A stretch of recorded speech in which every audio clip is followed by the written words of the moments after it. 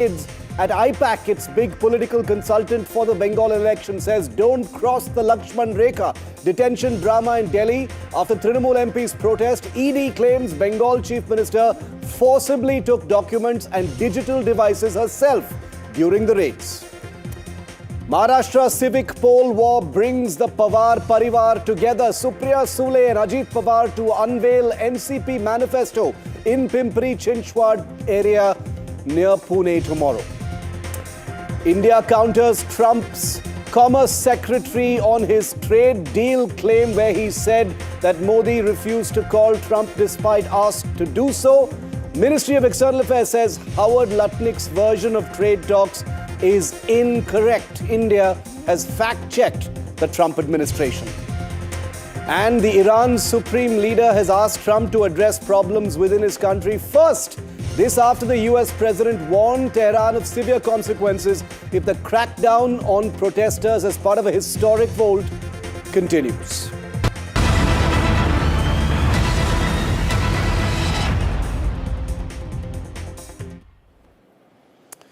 Delhi turned into a boringly familiar war zone today, a Trinamool Congress special. Mamata Banerjee's celebrity MPs hit the streets screaming blue murder after the Enforcement Directorate raided the home of her chief political consultant in Kolkata over suspected illegal money transactions linked to the party. Mamata did what Mamata does best, roared that she was under attack, projected strength through her Delhi Neta brigade. Placards came out on cue, so did the ever-reliable Delhi police, obliging everyone with the perfect protest photo ops as these MPs, one after the other, were dutifully dragged away, giving them a chance to play victim pro max. But beneath the noise and fury is something far more serious. The Enforcement Directorate claims Mamata Banerjee personally removed documents from the raid site in Kolkata yesterday. That is a staggering allegation despite the political tutu-meme. Mamata's counter is equally explosive, that the ED, she says, is being used by the BJP to spy on her election office and material to build a list of people to be squeezed into submission. As this degenerates into yet another street fight and a predictable he said, she said between the BJP and the Trinamool, the real question remains unanswered. Are we watching Didi's dirty dealings being exposed or the BJP's dirty tricks department at work? You're seeing what is happening to MPs. All our MPs have been picked up. Stop! Come on.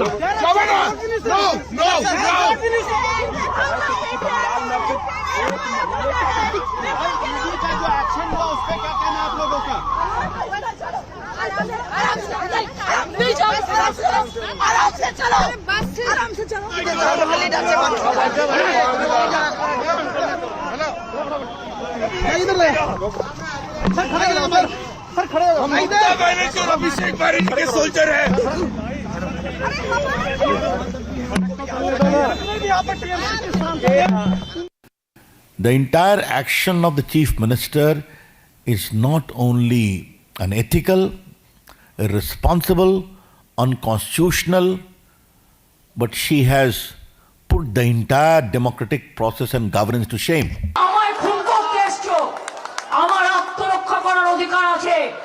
তুমি সমস্ত data আমার office থেকে চুরি করছিলে যে office I-PAC কে আমরা authorize করেছি তোমরা তো 6টা থেকে ঢুকেছো আমি তো গেছি 11:45 5.5 ঘন্টা সবই তো চুরি করেছো মানুষকে আমি ভালোবাসি যেমন জোড়া ফুলটাতেই তো আমরা দাঁড়াই তা জোড়া ফুলটা যদি রক্ষা না হয় পার্টিটাই যদি রক্ষা না হয় তো মানুষের জন্য লড়াইটা করব কি করে Ravi Shankar Prasad, senior leader, BJP MP, joins me live tonight on India Matters. Mr. Prasad, thank you for your time and being with us here on NDTV. My first question to you, sir. You've called this a historic moment where a chief minister has personally dashed into a private person's house to interfere with a raid. We know that the Enforcement Directorate has alleged that Mamata Banerjee personally has taken away some material. According to you, Mr. Prasad, what is Mamata Banerjee attempting to hide? First of all, historic moment I haven't said.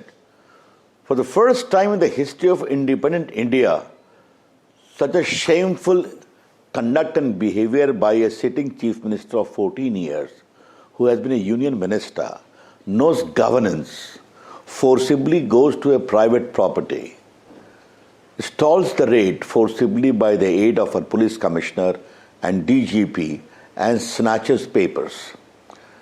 One thing you must remember, the raid did not happen in the office or residence of Mamata, nor even in the office of TMC, nor any leader. It was a consulting firm where the raid has taken place in the wake of coal scam and money laundering charges, in which one of the transactions also named them. They have said it publicly in their press statement, and today in the High Court with the petition they have filed for a CBI proceeding against Mamata government because of all this and rescue of paper, they have outlined all these things in detail before the High Court. Now, will a chief minister go and snatch papers? What she was trying to hide? What they are trying to conceal? The suspicious circumstances surrounding her conduct is astounding. They could have gone to the court, High Court or Supreme Court. Mamata ji rushes to court at the drop of her hat. But I will personally snatch papers from a private premises with the aid of my police and install the ED. That is a very, very disturbing element in the body politic of the country. That is shameful. And the country will have to account for it. And I'm sure it shows the utter desperation of Mamata Banerjee. And surely she is going to meet her Waterloo 3 months thereafter. We all know it very well. But no comment by Congress or anyone else. That is the larger question. Mr. Prasad, Mamata Banerjee and the Trinamool is that this may have been a private property, this may have been a political consultancy, but they are the agency that have been hired by the Trinamool, and therefore, sensitive documents pertaining to election strategy could have been, taken away. So she has accused the BJP of using the ED to spy on her election tactics in order to apply pressure and squeeze candidates in this election. That's the insinuation, sir. First of all, there is forum or not. They could have said the same thing in the court, asked for stalling the ID proceedings, no documents be returned. How can a chief minister snatch? And is this the first time it is happening? When Mr. Rajiv Ranjan, the police commissioner, was subject to CBI inquiry in the case of Narda Sharda scam, did she not offer a dharna? You know it very well, for the whole night. Yeah. The CBI officers were arrested. The Calcutta High Court had to intervene. In the case of Sandesh Khali, what happened? You know it very well.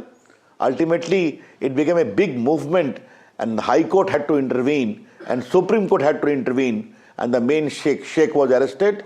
What happened in case of KG Kar Medical College rape case? Did she not sought to frustrate the entire investigation in the case of a woman who was victim of a rape? These are only some of the instances, and let me tell you, I have travelled very extensively in Bengal in the case of loot and snatching of ballot papers, in the case of Nagar Panchayat and the Gram Panchayat elections, where people are not allowed to vote.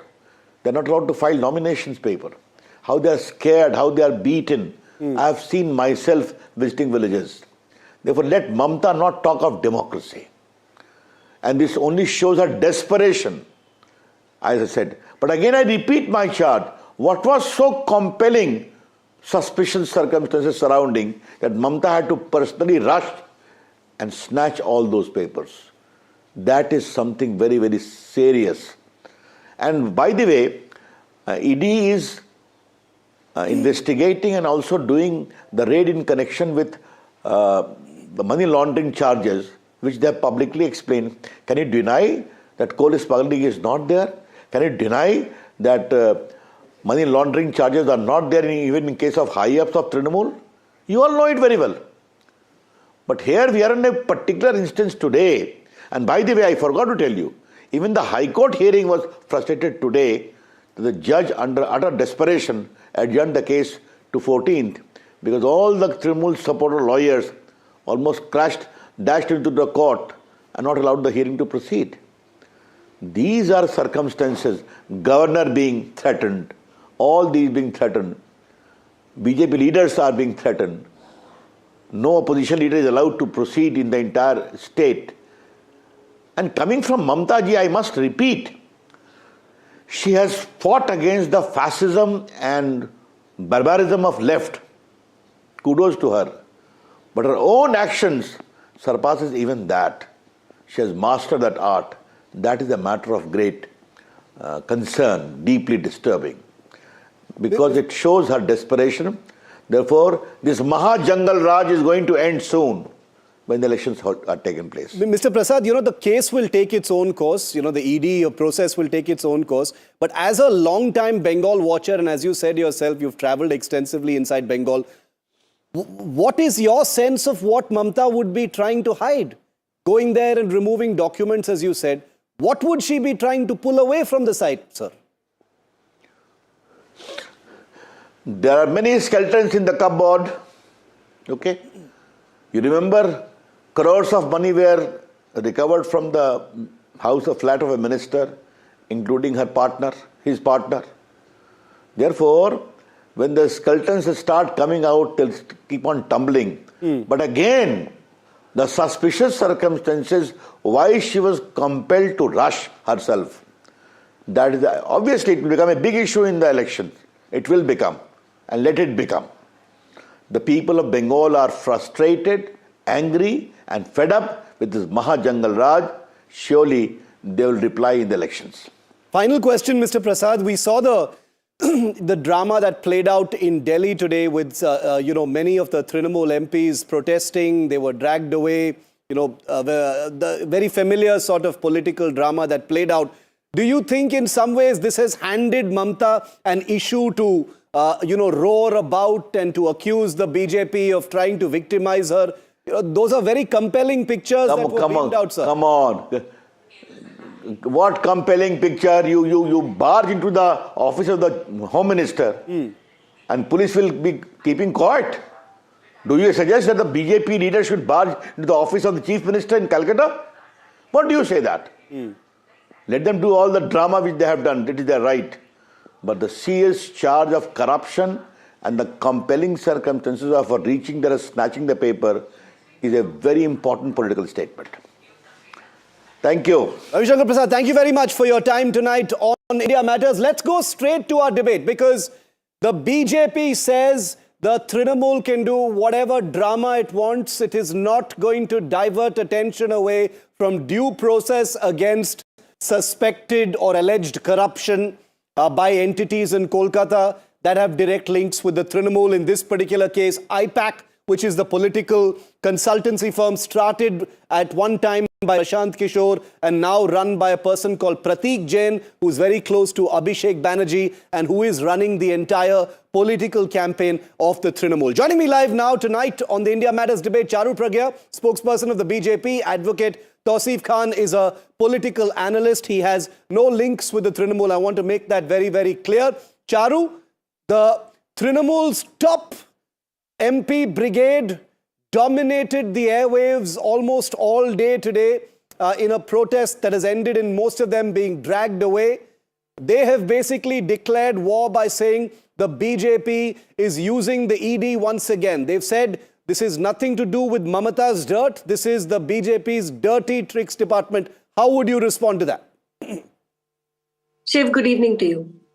I think anarchy has become the methodology of working for TMC government, and anarchy is only what they show to the people of the state, to the people of this country, time and time again. And every single incident I can recall where law is supposed to take its course, Mamata government has blocked it.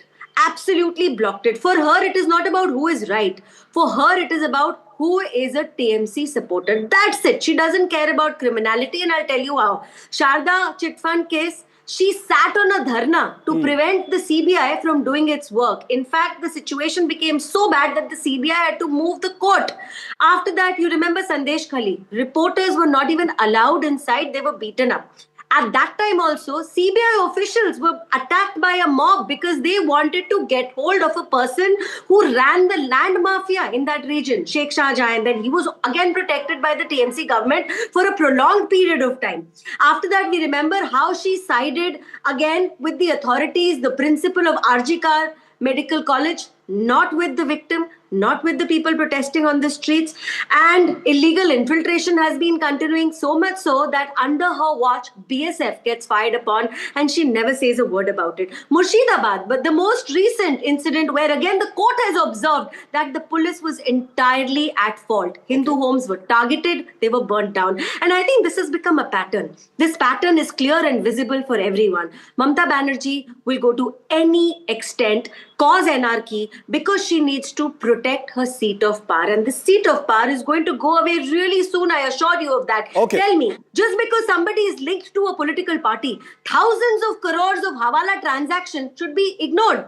Is that what she's saying? Because a PMLA search was carried out. There are evidences. There are links to Hawala operators. And these links have gone back. Okay, let's get an opening word from Tausif. Tausif, The BJP says that the dramatic scenes that we saw outside the Home Minister's office in Delhi today, where Trinamool MPs were dragged away, is a diversion by the Mamata Brigade, to create a spectacle and to distract from the fact that there is a real investigation going on. What would you say to that? Opening comment, Tausif.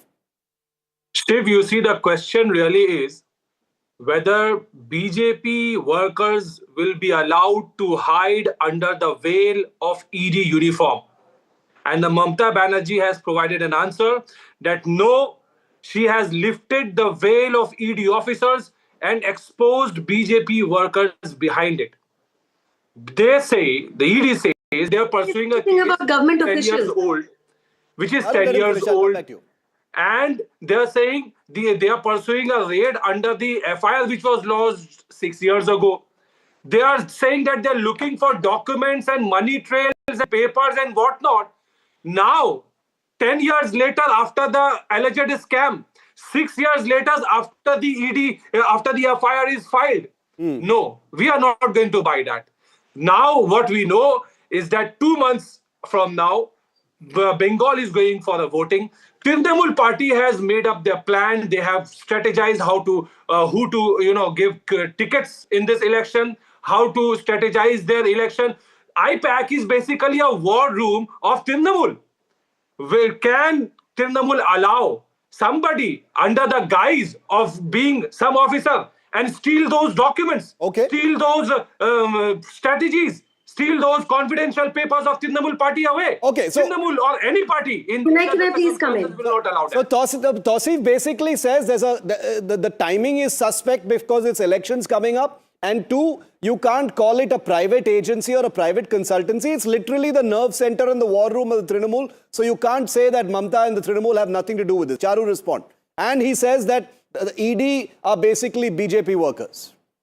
Shiv, I listed out so many instances of violence and of Mamata government going against authorities only to show you one thing. Federalism does not mean you pick and choose which law you want to follow. It basically means that you work together as a nation to make sure evil is weeded out. Here it's exactly the opposite. And what is Tausif defending? Like I asked you earlier, you're going to ignore a transaction of thousands of crores coming into an office, and this money is proceeds of crime. It comes from an illegal coal smuggling syndicate. That also you don't want to acknowledge.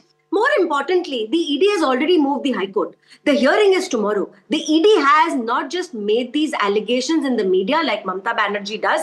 They have done it in writing, and the High Court has allowed this hearing. Can you imagine any other person in this country behaving the way Mamata Banerjee has recently behaved? And she boasted about it in front of the media. She boasted and she said, yes, I barged in. Yes, I walked away with all the documents. Yes, I took all the electronic devices. Isn't this anarchy? And how can anybody support this and still talk about the constitution or democracy in this country? Like I said, you are not above the law. And at the end of the day, people of West Bengal are going to weed you out because whichever way you look at it, you have never stood with what is right. For you, the important thing is you side with the criminals, you side with the illegal Hawala transactions. This is not being played out in public or in the media. The ED has gone to court. They say we'll follow due process.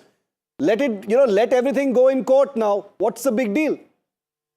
Even Trinamool Congress has gone to court. Even Trinamool Congress has filed a counter petition in the High Court, and Trinamool Congress has lodged an FIR against the ED officials. You see, look at the modus operandi of the ED. In the last 12 years, for so many years that Modi government is in power, ED has filed cases against MP, MLAs and political leaders. 95% of them are non-BJP. They are against the Aam Aadmi Party, they are against Samajwadi Party, they are against Congress, they are against Trinamool Congress. And what is the conviction rate? The conviction rate is 2%. What is the motive? The motive is not really to investigate. If they were really serious in pursuing a corruption case, the FIR is filed 6 years ago. Why did they not conduct the raid then? They are saying that we want to raid IPAC. Now, IPAC has been in existence from 2014. Why did ED not raid the IPAC office from 2014? So it's a question. So the question is on timing then. Charu, the question on timing specifically. Shiv, that's their answer every time. All the instances of last year, the year before that, in 2002 also, there was an incident. Every single incident I've talked about, you can't link to elections. I have given you a history of 5 years. 5 years of history. So elections have nothing to do with the investigation. Also, when you talk about the High Court, let's remember it's always been the High Court which has stepped in to save the people of West Bengal. It was the High Court which decided that Sheikh Shahjahan needs to be handed over for investigation. It was the High Court which decided after the political violence during last elections, it was the High Court and then the Supreme Court which gave relief to the victims, which gave relief to even a 60-year-old grandmother, because the dispensation in TMC, the police under TMC, the administration under TMC will protect the culprit. Okay. It will never side with the victim. And I'm very certain even this time, when law takes its course, the High Court or the Supreme Court will side with what is right. You cannot be laundering money, throwing it around and then have a CM which boasts of being anarchic. I want to come to the last round of questions, and I want to put those pictures on air which dominated the airwaves, like I said today, of all the top so much drama of the Trinamool, protesting, then being dragged away by the police after they were outside the Home Minister's office. Due process, the ED, the courts, that's on one side of it, Charu. The other side is, the politics, the messaging, the imagery. And Mamata Banerjee is feasting on the chance and the opportunity. She's relishing the opportunity to take up this issue, play victim, project the BJP as attacking her unfairly. You've given her an issue right before the election. No, not at all, Shiv. On the contrary, her behavior is going to show her as the person she is to the people of West Bengal. Because is she actually happy about walking into a raid and walking out with all the evidence? Is she happy about setting her MPs to barge into the office of the Home Minister of this country? Are they proud of the kind of demonstration they did in Delhi today? And for what? For what? For protecting a crime. So if you're looking strictly at imagery, just join the dots and she stands exposed. So the BJP basically says, Tausif, this is not so much tigress or lioness as the Trinamool projects her, but someone who's scared of what they're going to find inside the den. And that it's not at all a power projection, but the public will see Mamata as someone who has something to hide. Shiv, you see all the allegations that Charu is making now, or BJP has been making, it is nothing new. They have used ED in the last election also, in the MP election, in the last 2021 Assembly election as well. And the same result. The result is always the same. They have used ED, they have used CBI, they have used plus of cash was not found, they have used so many corruption charges they come up with. But the people of Bengal have voted Mamata Banerjee. I'm giving you an instance. And this time also it is going to be safe. Mamata Banerjee is the tigress, and time has proven that. People of Bengal has proven that. For people of Bengal, BJP is an outsider.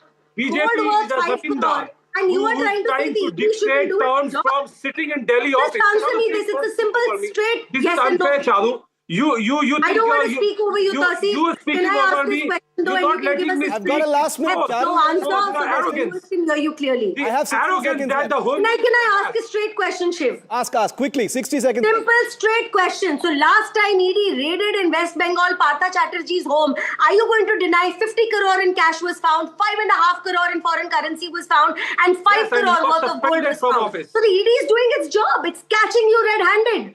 It's catching you red-handed. You want all of us to pretend that we are blind?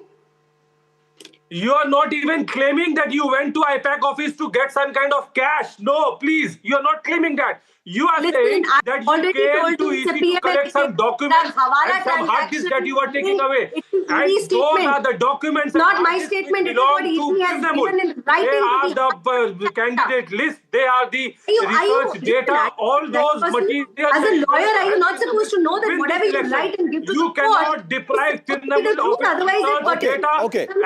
and throw them. Do you understand perjury? No. This is a statement given by ED to the High Court. This is what I see as a very small trailer of what the main picture is going to be like in Bengal. This is not some great political insight that I'm giving. Everyone knows this is going to be the most fearsomely fought election of 2026. But if the last 48 hours are any indication, it is going to be no holds barred. The scene has shifted momentarily from Kolkata to Delhi. It is going to shift right back. And as NDTV begins its election coverage in Bengal, I can promise you that we will get you all aspects of it. We do not take sides. We only want to watch what happens in this election. Charu Pragya, Tausif Khan, thank you very much for being with me tonight here on India Matters. We've got some breaking news coming in right now on the show. Okay, Tamil Nadu Chief Minister M.K. Stalin has now stepped into the big cinema war in Tamil Nadu before the elections between Jananayagan and Parasakti. Stalin has reacted to the censor board controversy. He has just tweeted his first words.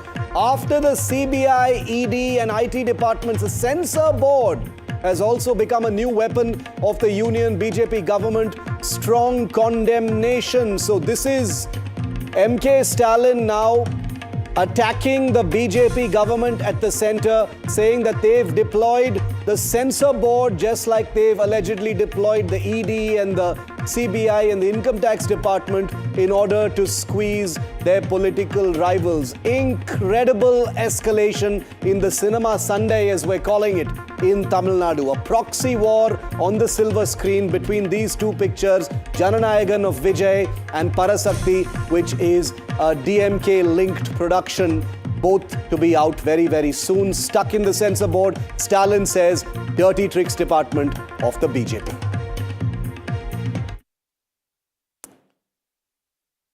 The Brihan Mumbai Municipal Corporation is finally going to have elections after a gap of almost 9 years, with a history of stretching back more than 2 centuries. With its iconic building and huge budgets, the BMC is one institution that almost every political party in Maharashtra wants to control. This time, the stakes and drama are even higher. The Shiv Sena has split, the Thakares are united, and the BJP thinks it has a chance to call the shots. On NDTV Focus, just 2 days before NDTV's big event in Mumbai called BMC Power Play, we bring you the BMC and what it is all about.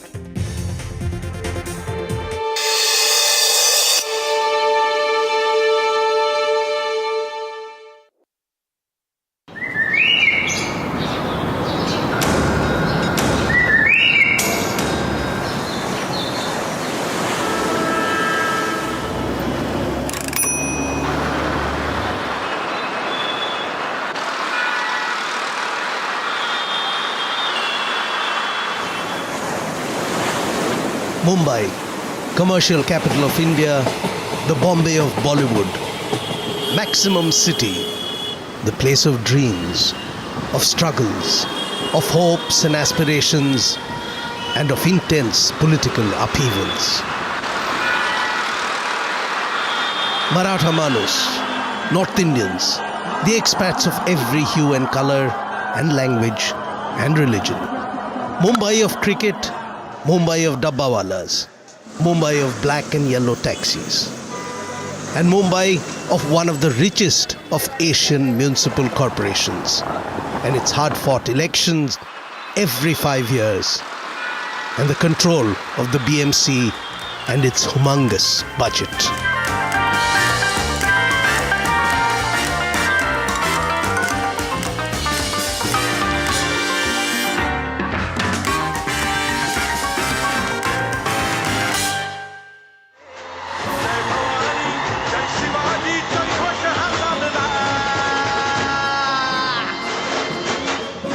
If there is one talking point of the BMC elections of 2026, then it is the reunion of the Thackeray cousins.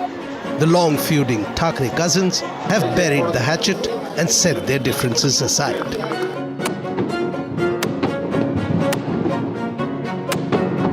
की कुठल्याही वादापेक्षा आणि भांडणापेक्षा महाराष्ट्र मोठा आहे. आणि मला असं वाटतं तिथून त्या आज आम्ही एकत्र येण्याची सुरुवात त्या वाक्यापासून झाली. तो जो मंगल कलश आणला गेला तो काही सत्यनारायणाच्या पूजेसारखा आणला गेला नाही. त्याच्या मागे खूप मोठा संघर्ष झालेला आहे. 105, 107 किंवा त्याहूनही जास्त मराठी माणसांनी बलिदान देऊन मुंबई महाराष्ट्राला मिळवून दिली आणि त्याची आठवण आज होणं स्वाभाविक आहे. कारण आम्ही आज दोघेही इथे बसलेलो आहोत ठाकरे बंधू.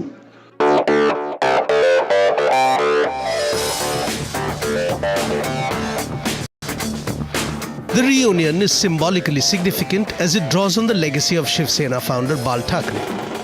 Raj, standing beside Uddhav, sends the signal that the Shiv Sena split by Eknath Shinde, claiming the original tag notwithstanding, Bal Thackerays spirit and inheritance flow with the realigned Thackeray cousins.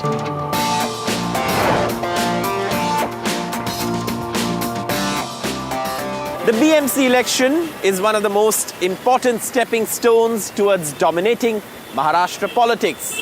In recent years, both Raj and Uddhav Thackeray have lost political heft due to the machinations of the Devendra Fadnavis-led BJP and the Eknath Shinde-led Shiv Sena faction. Now, a good showing in the BMC elections would boost the faltering fortunes of the Thackerays. But politics aside, the average Mumbaiker wants answers and solutions to the daily problems they face.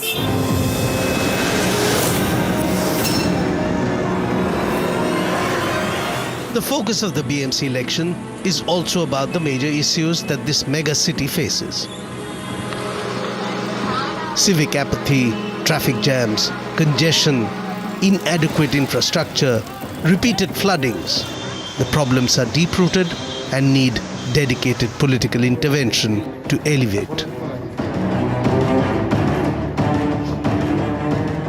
It's all about water, air, the roads, just overall a better lifestyle. Yeah, we are paying so many taxes, and I don't think we are getting that, return of investment below, value for money in whatever we are putting over there. Every year, monsoon, the roads just erupt, right? You all know about it. Every road just erupts and potholes, and they say, where are the potholes?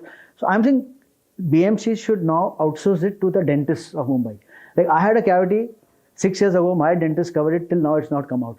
So maybe just outsource the filling of the potholes to dentists. I think they will do a good job. They'll probably fill in the right material.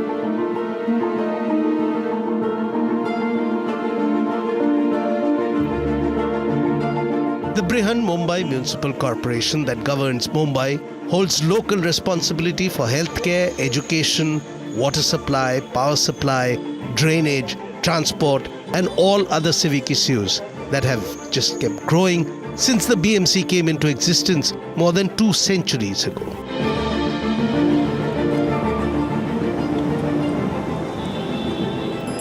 The origins of the BMC can be traced to 1807 when the British set up a court of petty sessions with a magistrate and 2 justices of peace.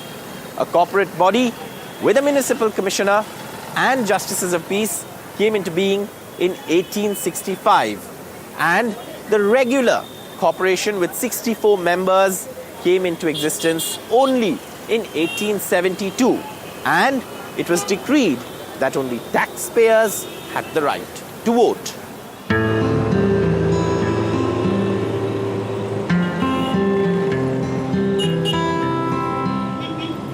In 1922, rent payers were also allowed to vote.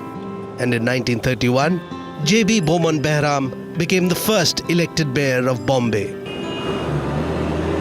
In 1948, a year after independence, the first proper elections were held, and the then Bombay suburbs in 1950.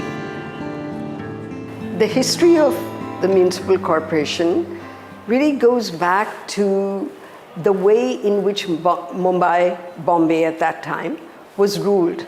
There was a mayor that was appointed by the king.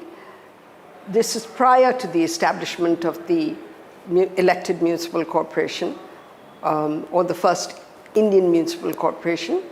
And the mayor had 9 aldermen who worked with him to govern the city. But during the British period, you had to be a naturalized British citizen to participate. So obviously that excluded Indians. Now, a lot of the judicial responsibilities that were executed by this body were very harsh and very discriminatory. So there was a reaction to that.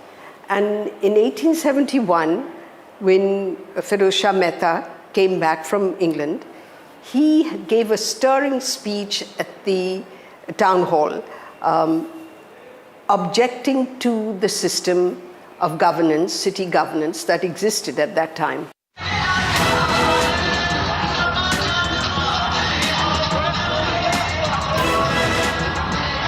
Its long history aside, what makes the BMC election so important today is the huge financial implications of controlling the finances of one of Asia's richest civic bodies. The last BMC budget estimated expenditure for this financial year, 2025-26, to be almost 75,000 crore rupees, marking a jump of nearly 20% over the 2024-25 budget. That is a budget that is higher than several states of India. It is even 4 times the budget of Bengaluru's municipal corporation.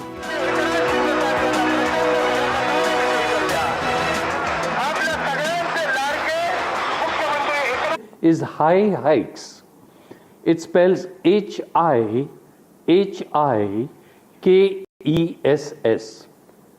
And that is for reduction in inequality for housing, infrastructure, healthcare, income generation, education or knowledge, environment, socio-cultural development, and security. Today, the BMC has jurisdiction over an area of 480.24 square kilometers and officially caters to an estimated population of about 13 million people. Mumbai, accounting for a major portion of India's international trade and governmental revenue, is also one of the foremost centers of education, science and technological research and advancement. Many Mumbaikars feel that the city owes its growth to the early development of the system of local government in the city. The entire nation wants to know 2 things. One, what is the future of Mumbai, being the nation's financial hub, business hub, and the city that contributes maximum revenue to the central kitty as well as the state kitty. And also people, those who keep interest in politics, they are also keen to know about the political future of Thackeray brothers, particularly Uddhav Thackeray, because he is struggling a lot. After his father's demise, he got elected his 63 MLAs in 2014 when BJP all of a sudden decided to go solo. And in 2019 also, he was able to get his 56 MLAs elected on party symbol. But after that, he is struggling a lot. He is trying to keep his political party united, but one by one, his close associates are quitting party. The 2026 BMC election has multiple political parties into the fray. Leading up to it, there have been unending talks of alliance and political parties trying to make their presence feel here in the city of Mumbai. And that brings the focus back to the Senas. Because for the last 60 years, if there has been one constant in BMC election, then it has to be the Shiv Sena.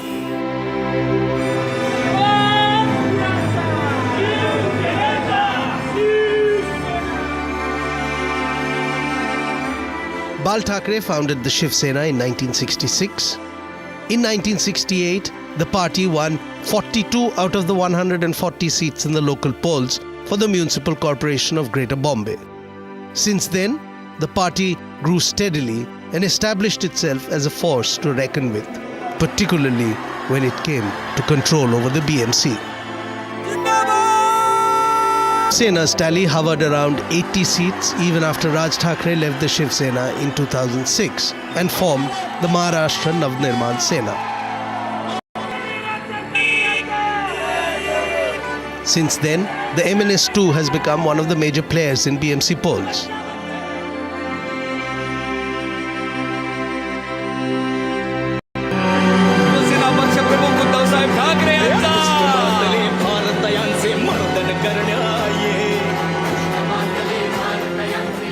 The last elections in 2017 saw the Shiv Sena under Uddhav Thackeray become the single largest presence, followed by their then ally, the BJP.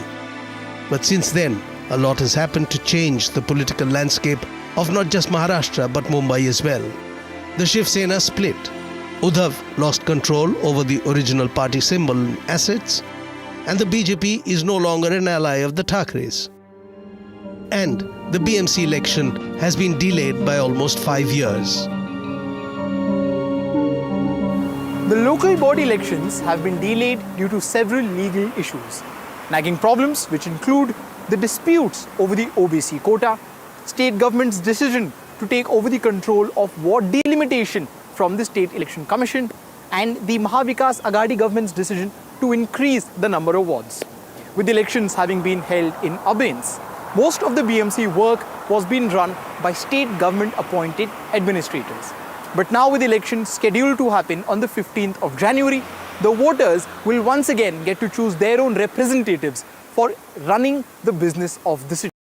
And with the Thackeray brothers contesting the upcoming BMC elections together, the political canvas of the city will surely see some new brushstrokes. माझ्या तमाम महाराष्ट्र सैनिक बंधू भगिनींनो सस्नेह जय Maharashtra. This election has seen the resurgence of Marathi pride as a major poll issue. The Maharashtra Navnirman Sena chief Raj Thackeray issued a strong call for vigilance ahead of the Brihan Mumbai Municipal Corporation polls and called it the last crucial election for the Marathi community.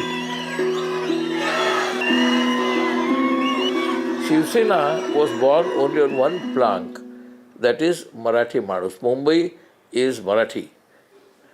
Sayukta Maharashtra movement was also for Marathi, and Shiv Sena said it has given up the Marathi cause. So Shiv Sena was born in 1966. But despite that, Shiv Sena did not control Mumbai till almost 12, 13, 14 years later. And even after that, Congress was a major force. Congress force began to disappear after the birth of Shiv Sena slowly as Marathi vote shifted from Congress to Shiv Sena. See, even if the population of Marathi speaking people has gone down, it is still the single largest community in Mumbai.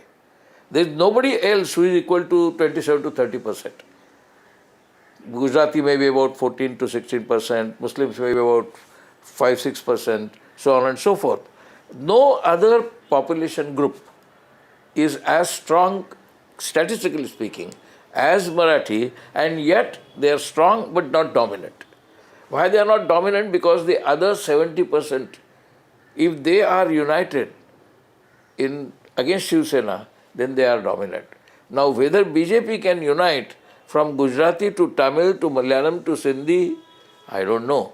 But definitely BJP has controlled a large sections of Gujarati population, large sections of Marwadi population, Sindhi population, and partly Punjabi and others. So maybe BJP will be able to turn the table against Shiv Sena by mobilizing non-Marathi, even quote-unquote anti-Marathi sentiment.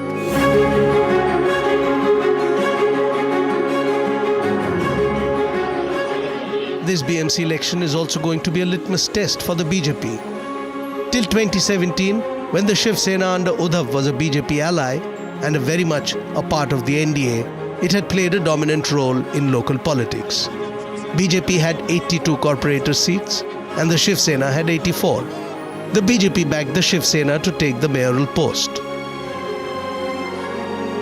But this time around, BJP's partner is the Eknath Shinde-led Shiv Sena, and the party would possibly be eyeing the number 1 position in the BMC, a long-term project of the BJP leadership. This time, the BJP wants to be the single biggest party with the highest number of corporator seats. Ever since the alliance started fighting elections as the combination of these two parties, means BJP and Shiv Sena was always ahead. Now BJP wants single-handed agenda to pursue. So they wanted that we should be there as the number 1 party in Maharashtra. Shiv Sena is our main challenge. We want Thackeray out from the state politics. That's why they want to establish that Mumbai does not belong to Thackerays only. Mumbai belongs to us. That's why they have given more than 90 tickets during this election to Marathi people. If BJP loses election, it will make a difference to their power-centric culture. BJP cannot afford to lose Mumbai now. Earlier they could afford to go with Shiv Sena. Today they cannot afford because the contest for power and for financial control, the BJP has put its entire financial power in Mumbai to win this election. To control financial city, they have deployed actual tons of millions of monetary power in Mumbai to win. They have to win the election in Mumbai because if they don't win Mumbai, the commercial, financial center.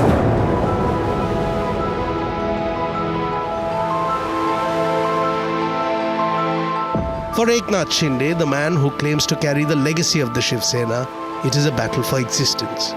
Shinde is known for his ground connect, and with several of the original Shiv Sena leaders with him, he wants control of not just his bastion, that is Thane, but also Mumbai.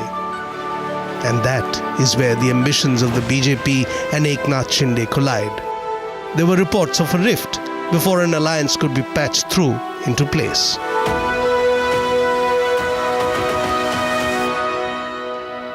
Eknath Shinde is in a not catch-22 situation. If there was something like catch-23, he is in catch-23 situation, not only catch-22. He has to fight the two Thackerays coming together. He has to replace BJP's power, which has emerged now as the single most power. Earlier, it was Devendra Fadnavis and the BJP, which was dependent on Eknath Shinde when they formed the government.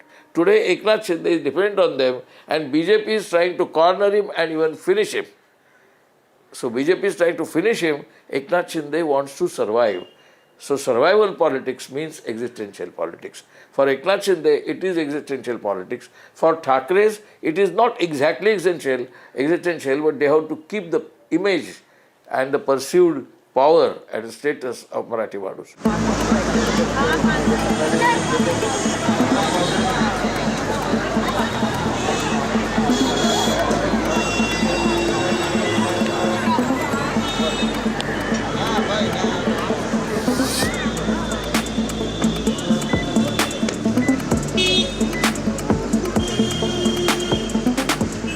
The BMC today touches every Mumbaiker in some way or the other.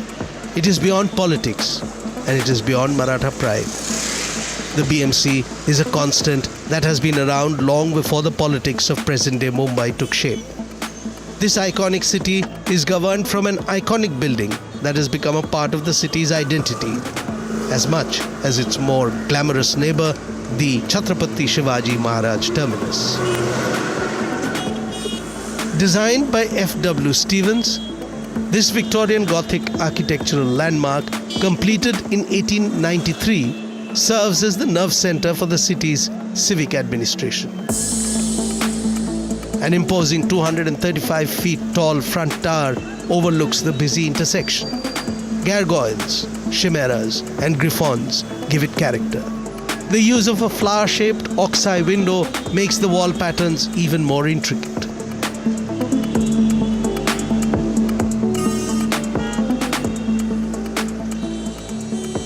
architecture of Bombay of that period was an architecture that wanted to declare the importance of the city. This young, enterprising and dynamic new city. And the architects adopted a certain style, which was considered an Indo-Saracenic style, which was both Indian and yet Western in character. It's really, if you look at it, it is a statement of grandeur, it's a statement of importance, it's declaring itself to the public as this very, just the impact of it of being very tall and stately, that it represented the city. This was a city of eminent people, this was a city that was leading India, in a sense, into the future.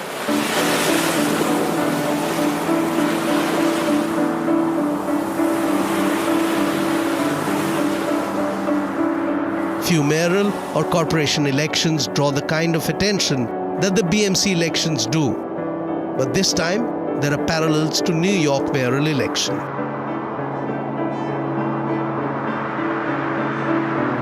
After Zoran Mamdani's win in the New York mayor election, netizens have drawn parallels between New York and Mumbai, even though the Mumbai mayor's post is largely a ceremonial one. But like during Zoran Mamdani's campaign in New York, in Mumbai too, communal comments have been made, with the city BJP chief declaring that a Khan cannot be imposed on Mumbai and Mumbaikars will not tolerate it.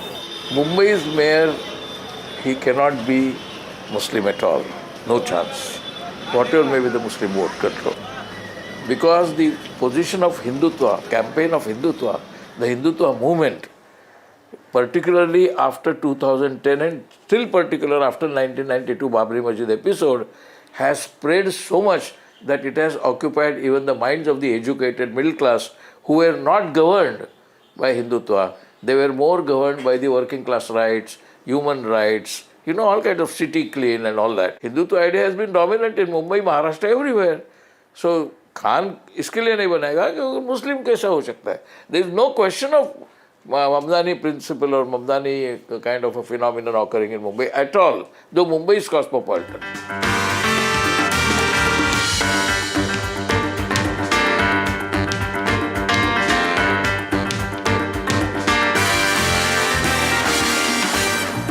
So this BMC election is not just about linguistic and regional pride. It is also about political efforts to instigate religious polarization in what has often been called India's most cosmopolitan city. The city of dreams, Mayanagari, Mumbai, where dreams float as much as hearts break.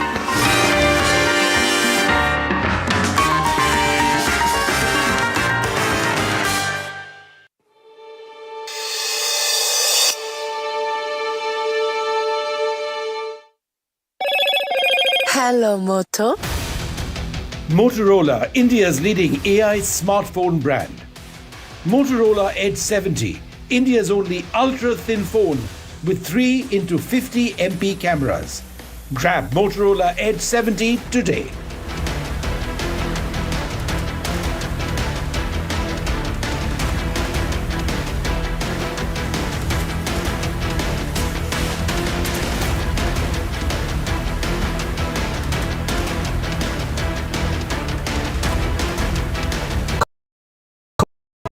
Finessa windows, beautiful and durable designs, installation से maintenance की life long customer service. आपके घर में फिनेस्टा नहीं है तो call कीजिए। Find Finer Finesta.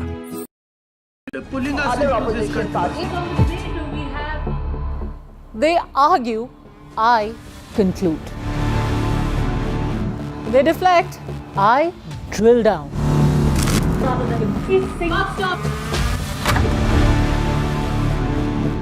This isn't a free-for-all. It's a reckoning. No filler, no fog. Only the facts and where they lead. Every night at 9, the case closes because the buck stops here. Finesta windows, beautiful and durable designs, installation से maintenance की life long customer service. आपके घर में फिनिस्टा नहीं है तो call कीजिए।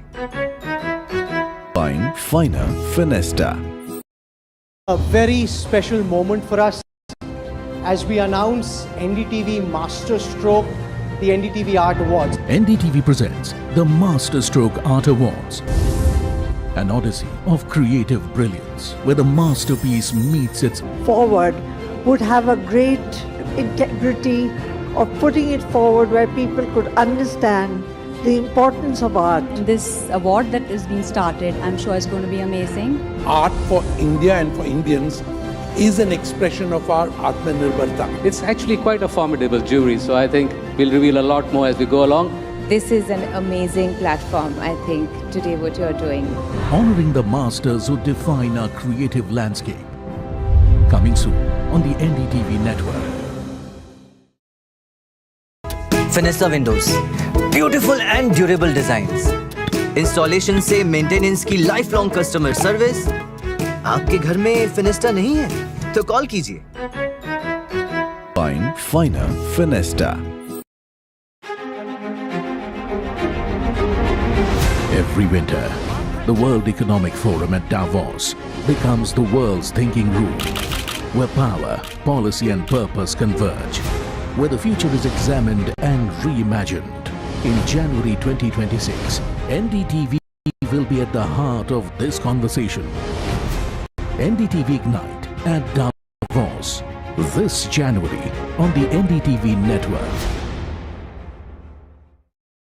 फिनिस्टा windows, beautiful and durable designs, installation से मेंटेनेंस की लाइफ लॉन्ग कस्टमर सर्विस। आपके घर में फिनिस्टा नहीं है तो कॉल कीजिए। Find Finer Finesta. The front lines of Kargil, the fury of Operation Sindoor, So many attacks. the chaos and cries of disaster zones, to fighter jet cockpits, and the world's most defining interviews. It's incredible. He has seen history break. Live, unfiltered. 20,000 hours of live broadcasting. Welcome to Left, Right and Center. Hard facts. War-struck country. Hard questions. In the Ukraine. 30 years of trust. In the Kargil area. North Ukraine. In France. In Italy. At Srinagar. Vishnu Shom for NDTV. Vishnu Shom. Only on NDTV. Finesta windows, beautiful and durable designs, installation से maintenance की life long customer service. आपके घर में फिनिस्टा नहीं है तो call कीजिए। Find Finer Finesta. Other opposition parties. They argue, I conclude. They deflect, I drill down.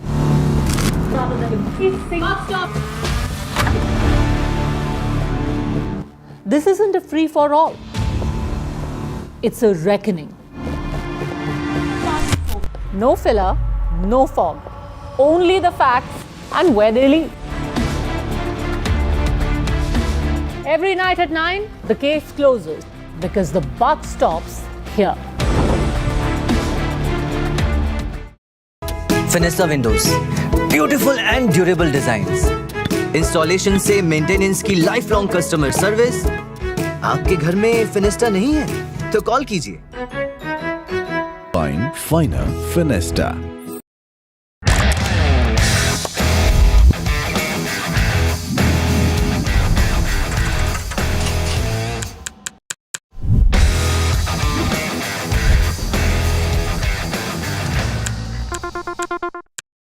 फिनिस्टा windows, beautiful and durable designs, installation से मेंटेनेंस की life long customer service.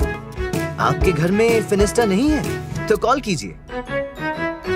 Find Finer Finesta. 21 days in Kashmir.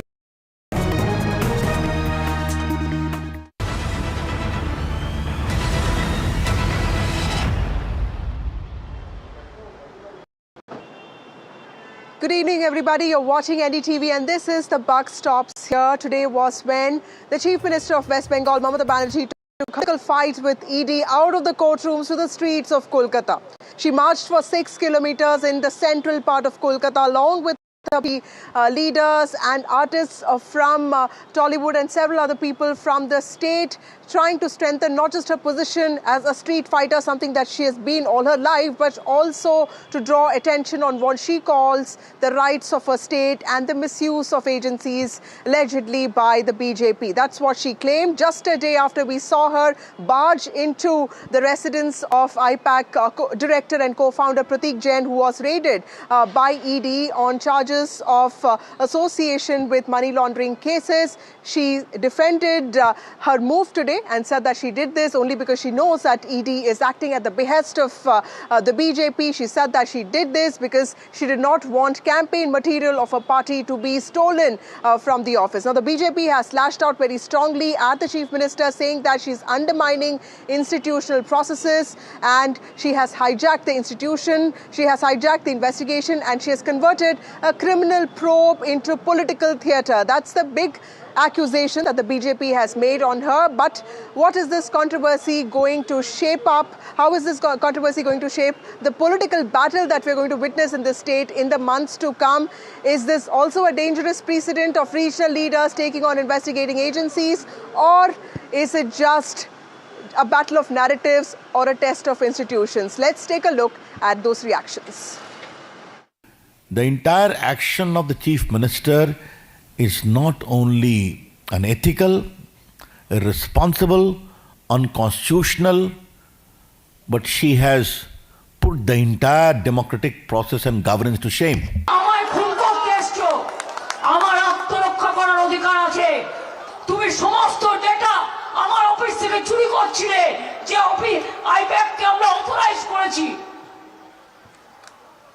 তোমরা তো 6টা থেকে ঢুকেছো, আমি তো গেছি 11:45-এ, 5.5 ঘন্টা সবই তো চুরি করেছো। মানুষকে আমি ভালোবাসি যেমন, জোড়া ফুলটাতেই তো আমরা দাঁড়াই। তা জোড়া ফুলটা যদি রক্ষা না হয়, পার্টিটাই যদি রক্ষা না হয়, তো মানুষের জন্য লড়াইটা করবো কি করে? And in an administrative forum, even the Chief Justice cannot change a judicial order. It is known to every lawyer. But why ED has done? Amit Shah thinks that he has purchased the entire India. That is the reason. They are the arrogance. देखिए, ममता बनर्जी की जो मार्च है वो भ्रष्टाचारियों बचाओ मार्च है. Please note, the march of Mamata Banerjee on the streets of Kolkata is a corruption bachao march of Trinamool Congress. Well, we have some breaking piece of news for you. IPAC, which is at the center of this storm, has issued a statement now saying that it does not contest elections. It's just a consultancy firm. It has in fact listed all the parties that it has worked with. It has also called the ED raids on its offices, residences of its co-directors, co-founders as completely unfortunate. That's the piece of breaking news, the news that we're bringing for you right now. IPAC, the political consultancy firm that is at the center of this controversy, has issued a statement post ED raids. Meanwhile, ED sources have also told NDTV that it is India Pac Consultancy Private Limited that is at the center of this controversy, that was raided for its alleged association with money laundering cases, also coal smuggling cases, and not really the Indian Political Action Committee. This is something that we are gathering from ED sources. ED sources have also said that searches and investigations took place in the case of India Pac Consulting Private Limited and not really on any Indian Political Action Committee. A strong clarification by ED there, even after it has approached the CBI asking for a probe, not just into what really happened yesterday, but also on the role of the Chief Minister, who was seen barging into the house of one of the directors who was raided yesterday. Clearly, the political flashpoint that we have to watch out for in days to come. We are joined by TMC MP Kirti Azad now. Kirti Azad, one of those MPs who also protested against the centre in New Delhi today. Mr. Azad, thank you so much for speaking to NDTV. My first question to you, sir. How are you looking at this entire episode? You protested, you were one of those MPs who protested and were also allegedly detained by the Union Home Ministry. The BJP is saying all of this is just an attempt by the TMC to convert an investigation into political theatre. How would you look at that accusation? It's very strange. I mean, if they had papers, they had everything, and they're doing a case under PMLA, they have arrested people like Arvind Kejriwal, Sanjay Singh, and so many others. Without reading, they should have arrested straight away. So this shows that they have nothing. It was basically a political vendetta. As earlier once the Supreme Court had said that CBI is a caged parish, this is a caged manna of the BJP. And we have seen that 98% of the cases filed by ED are against the opposition when it comes to politicians. And it was something like trying to pick up. The elections are only 2 months ago, 2 months ahead of us. And all the strategies are basically made by IPAC. The internal survey of the BJP said that they can't win more than 25 seats in Bengal because they've lost a lot of ground and people don't trust them. So this was the last resort that they had because Mr. Modi has put a lot of pressure on Mr. Amit Shah that he wants Bengal by hook or by crook. And hence, they went and raided IPAC, who has been appointed by us for the last 6 years to look into our political programs that we do and strategy.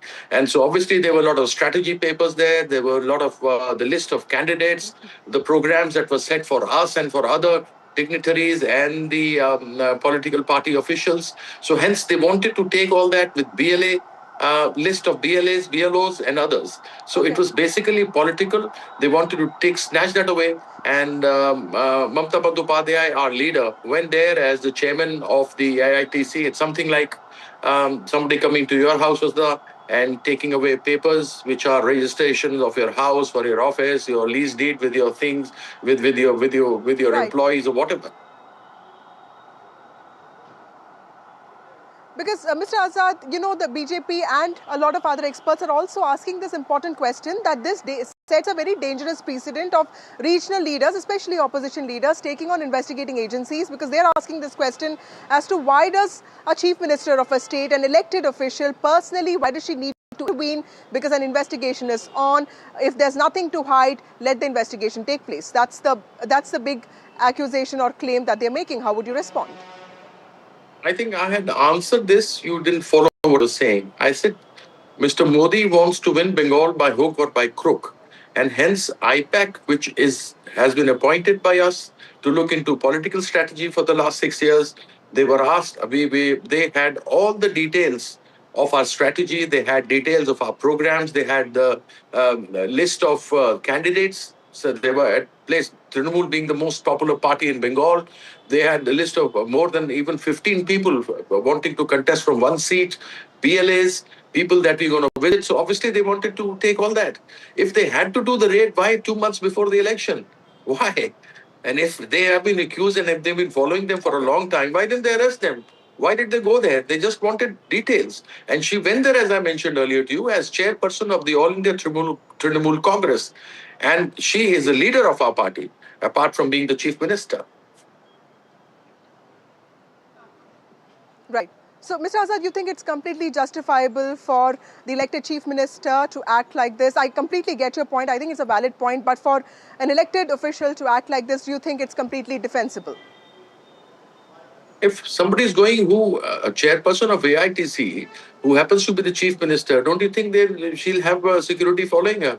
Don't you have Narendra Modi when he's going for political speeches, having his entire security paraphernalia there? The districts are called, 4, 5, 6, 7 districts are called just for his security. Even Amit Shah when he goes, or any other person goes, they have the security with them. So why would Mamata Banerjee be accused for that? I fail to understand. And I would want to know one thing. This is something that the ED is saying on its own that all these things have happened. I want to say things that we heard from the horse's mouth. Number one, Ajit Pawar, when the Honorable Prime Minister in one of his public meetings, which was showed live by your NDTV, where he said that Ajit Pawar, जिसने 70,000 करोड़ का घोटाला किया है, ED का इनके ऊपर case चल रहा है और ये जेल जाएंगे. And after 3 days, he succumbed, went through the washing machine, and Ajit Pawar was the Deputy Chief Minister for Maharashtra. Then we had Amit Shah, again show live on your NDTV, when he was sitting in a press conference in Assam and said, Hemant Biswa Sharma, ko hum yahan hamari sarkar BJP ki banegi to jail bhejenge. Today he sits as the Chief Minister of Bengal. Thirdly, Praful Patel, who did a scam of 40,000 crores. ED had filed all papers and everything, and he went scot-free. Last but not the least, with many of the cases that are there, I'm mentioning Mr. Suvendu Adhikari, who was caught live taking money, 5 lakhs of rupees in cash, caught on your camera. What has happened to those? All went through the washing machine. Why selective amnesia? Do they have a short memory or they have selective amnesia? It's a question to be asked. And why 2 months before the elections are to take place, you are coming up with these? Right. Mr. Azad, the BJP and the opposition is also in Bengal is also raising this question that you protested outside the Home Ministry today while ED comes under Finance Ministry. They are saying that the TMC is trying to reduce all of this to theatrics. How would you respond to that because ED comes under the Finance Ministry? You have so many ministries. Even the Coal Ministry comes under the central government, and they're accusing us of a scam. I mean, the tenders are floated by the Coal Ministry. They distribute these to their own cronies, earn money from there. The securities of Central Industrial Security Force, CISF, which looks after it, and they're accusing us when they should be accused for the entire thing for all that they've been doing. Secondly, no secretary works for no ministry. No secretary works for any minister. They all work for the Prime Minister, who instructs Mr. Amit Shah to go and do these things. So obviously, you know, he's the man, he's the kingpin. He's the guy who should be told that he has to be answerable to us. We were doing a peaceful dharna. We were not disturbing anybody. The cars were going in and coming out. All these government officials were going into there. We were not disturbing. We were not making a hue and cry or anything of the sorts. We were simply saying slogans and standing on the side. And they came and even manhandled our lady members of parliament, which I think was very bad. Okay. Mr. Azad, my last question to you. What kind of political impact do you expect this episode to have on politics of Bengal? Because I know that BJP has, its performance has not been improving in Bengal. In fact, it's been going down. But when it comes to other states, be it Arvind Kejriwal or Bhupesh Baghel, whoever blamed the centre for misuse of agencies has been losing elections. The BJP has been winning a lot of assembly polls. Don't you think that will have an impact on West Bengal, which might or might not even see fatigue after so many years of TMC rule? You know why all this ED action took place? Because the BJP, their internal survey says they're not winning more than 25 seats. The same was when the Maharashtra elections were being fought. They said that Congress is going to get back to power. Haryana, it was the same case. In Bihar, they were having it very tough with Akhilesh going around and, gathering so much a crowd. So they did this SIR. They manipulated the entire thing. They blackmailed people with ED. They saw to it that the senior leaders of the opposition sat at home and did not work. This is exactly because they're not able to do anything in Bengal. They've started this ED thing, and that too just before 2 months, just to take out the strategy, the political strategy from IPAC that we're going to have in the next coming elections. Okay, that's an interesting thought. Thank you so much, Kirti Azad, for joining us. TMC MP Kirti Azad on the raids on IPAC and the subsequent march by Mamata Banerjee. Thank you, Mr. Azad. We're also joined by Tuhin Sinha of the BJP now. We have Tausif Rahman of the TMC. We have Smita Prakash, ANI editor, also an analyst. And we also have Jayanto Ghoshal, who is also an analyst and author. Thank you all of you for joining me on this broadcast. Tuhin Sinha, to you first. You heard everything that Mr. Azad had to say. He says this is not political theatre. This is just fight for the state. How would you respond? Well, good evening, Vasudha. Good evening, everybody. Kirti Azad, what he said, I was very surprised. It does not carry any logic. And in fact, the way TMC has behaved in the last 36 hours, they have reiterated two things many times over. Number one, TMC is fundamentally, it's temperamentally unfit to belong to a modern democracy like India. And TMC runs less like a political entity, like a political party, and more like a mafia empire. Now, today, the way they tried to obstruct the working of the court proceedings, the TMC affiliated lawyers, it only shows the kind of lumpenry they are resorting to, the way they are trying to intimidate the judiciary. On the one hand, India Alliance is trying to impeach the judge in Madras High Court who passed the order in favor of Deepak Hun. And now over here, you see them obstructing court proceedings. And yesterday, the way Mamata Banerjee tried to obstruct raids, please understand that even in the past, Lalu Yadav has been investigated. Lalu Yadav's places have been raided. Hemant Soren and Shivu Soren have gone through the process, but no chief minister has resorted to the kind of obstructionism, the kind of mayhem mongering which Mamata Banerjee resorted to yesterday. And why was she so affected? I mean, what is it that she's trying to hide? I am told that she took out certain papers which belong to February 2022. Now, if that is correct, how are papers from February 2022 anyway connected with her election preparations for 2026? I am telling you what was the connection. Those papers probably contained the money trail involved in making payments to IPAC, and the same money laundering network is supposedly is supposed to have been used in making payments in the coal scam. And that is where TMC's involvement, TMC's complicity in the coal scam stands exposed. I think Mamata Banerjee should face the law, she should respect the law and not resort to this mayhem mongering. Let me bring in Smita Prakash. Right. Smita Prakash, your big takeaways from this episode, because, there are two things. One, Mamata Banerjee walking the streets of Kolkata. There is this clear sentiment that when it comes to street politics, nobody does it better than her. So maybe the BJP needs a different template for this state. But on the other hand, the fact that a CM, a sitting chief minister, had to personally intervene, and those visuals of her walking out with those laptops, I mean, what is the picture that you have in your mind, and what do you think really went right or wrong in this episode? You're absolutely right, Vasudha, that she will take to the streets, and that's her USP. That's her unique selling proposition of being this fighter who doesn't play by the book. And make no mistake that Mamata Bandyopadhyay versus Amit Shah is going to be the lead motive of this election. It's going to be these two political giants who are going to take this battle, which is going to reach peak frenzy, I think, by February end, but it's already begun. I mean, she's a 3-time chief minister and he is a home minister. He hasn't forgotten the drubbing that the BJP got in the last election, and she is going to make this ever more so difficult for him to win this election. So in a way, what you're seeing, if I may say, is him a wounded tiger and she the Bengal tigress. And so there's going to be blood on the street. It's absolutely clear that there will be blood spilled. And, she made this scathing personal attack today on the Home Minister, on the Prime Minister, mentioning, corruption. She mentioned Amit Shah's son. She talked about Hiren Pandya. She has taken gloves off from the word go. Women voters who are her core support base, they love this fighting spirit in Mamata Banerjee. They don't want to see her sitting in the chief minister's house. They want to see her with those 2 microphones, 2 watches, or 1 watch and 1 fitness band,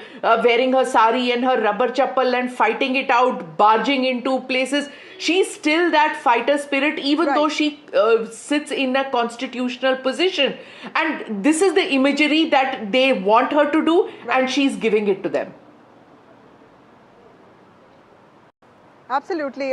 Jayantadab, there's an interesting statement by Shujan Chakravarti of the CPM today, and he says that when same raids happened with Jyotipriya Malik or others, including Partho Chatterjee, you didn't see these reactions from Mamata Banerjee. But yes, when it comes to Abhishek Banerjee, IPAC, Firhad Hakim, Shubhrato Chatterjee, or several other people, she has made it a point to personally go sit at CBI's office. I remember even with Rajiv Kumar this happened, the ex-DGP.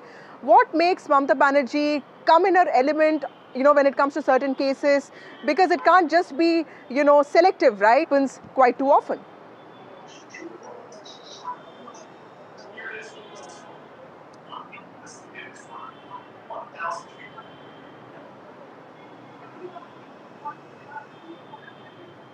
Jayanta Ghoshal.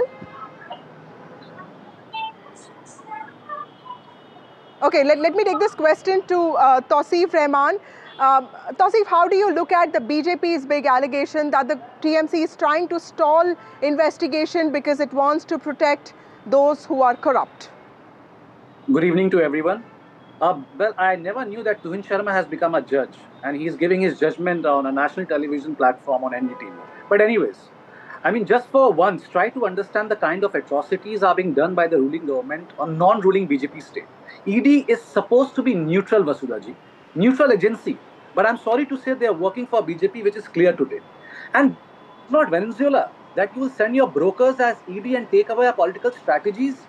This is Bengal and she is Mamata Bandyopadhyay. And yes, no one is above the law. We all are law-abiding citizens.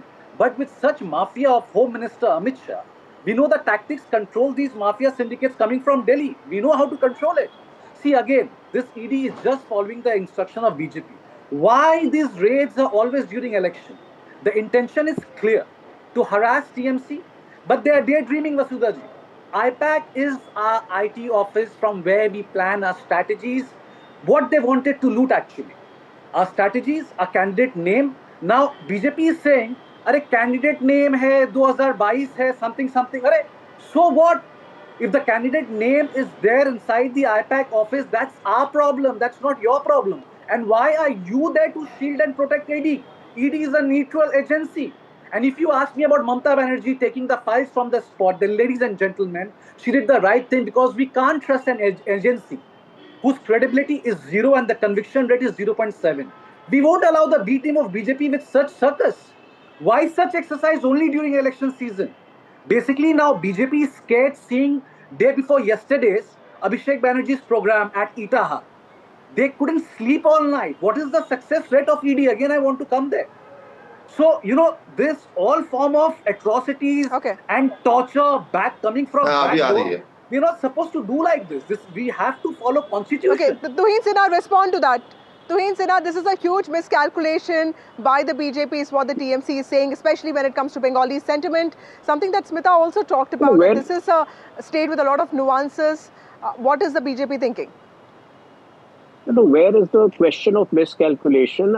You know, when it's an agency which is doing its job, the case incriminating information which has come out, do you expect the ED to stop working just because IPAC is affiliated with TMC?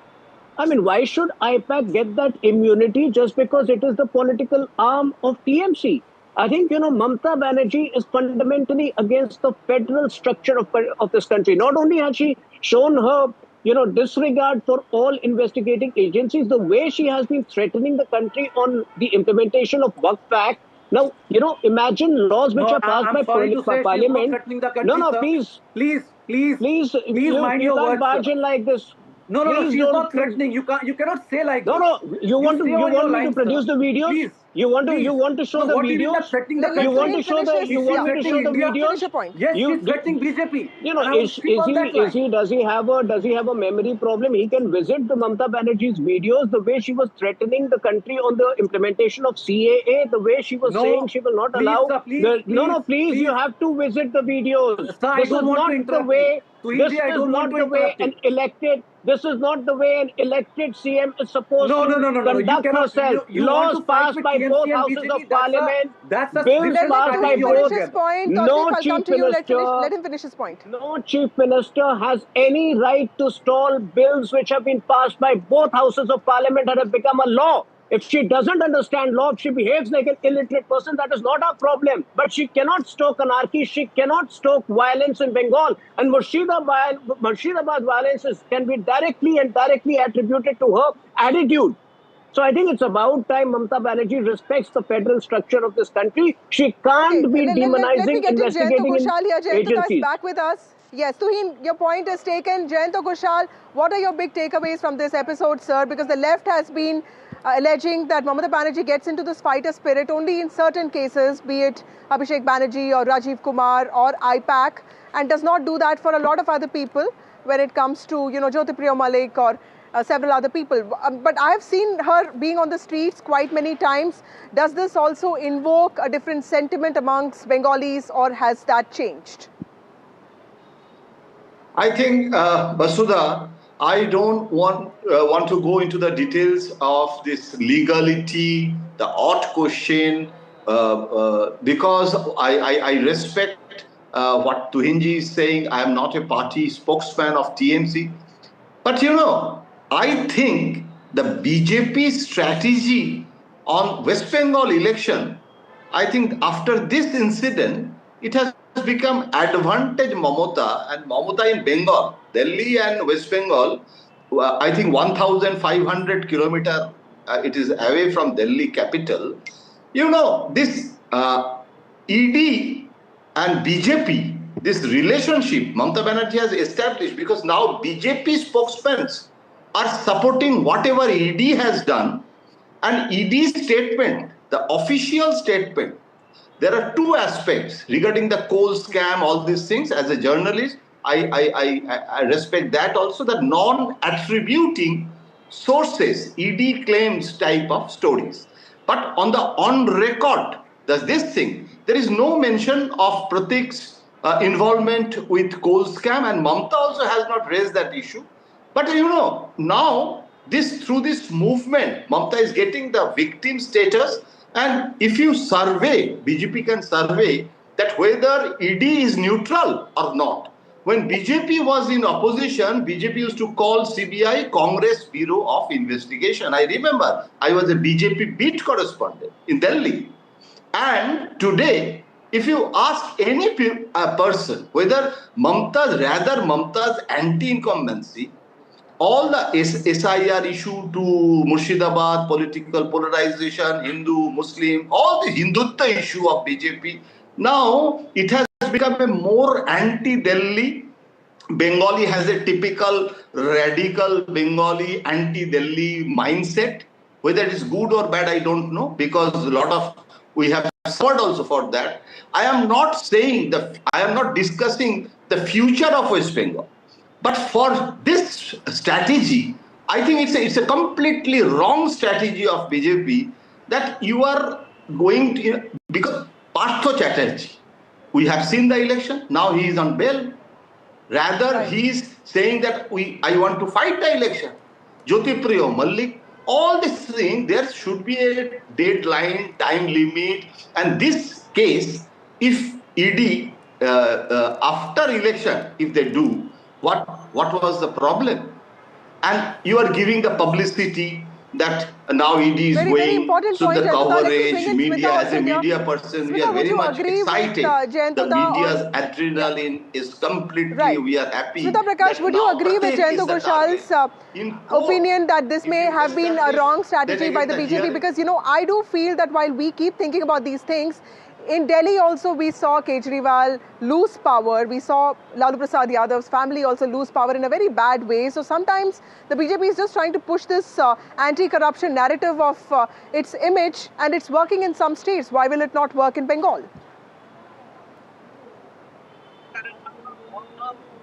Well, Vasudha, I kind of agree and disagree with what Jayanto had to say. This whole thing about TMC accusing BJP of being anti-Bengali. Now, this is something that we saw in the last election also. And so far, the BJP has failed to communicate a cultural connect with Bengalis. It's not happened in the last election. Remains to be seen whether it can be done this season. This election. Where I disagree with Jayanto is about the victim status that Mamata is trying to portray herself as a victim of aggression from the center. I don't think that's going to click because she's tried that earlier. Now, after having 3 terms, you can't claim to be a victim, and I don't think that's going to click because she can't be the ferocious tiger as well as victim at the same time. So, to say she's Agniputri and at the same time she's victim, how does that happen?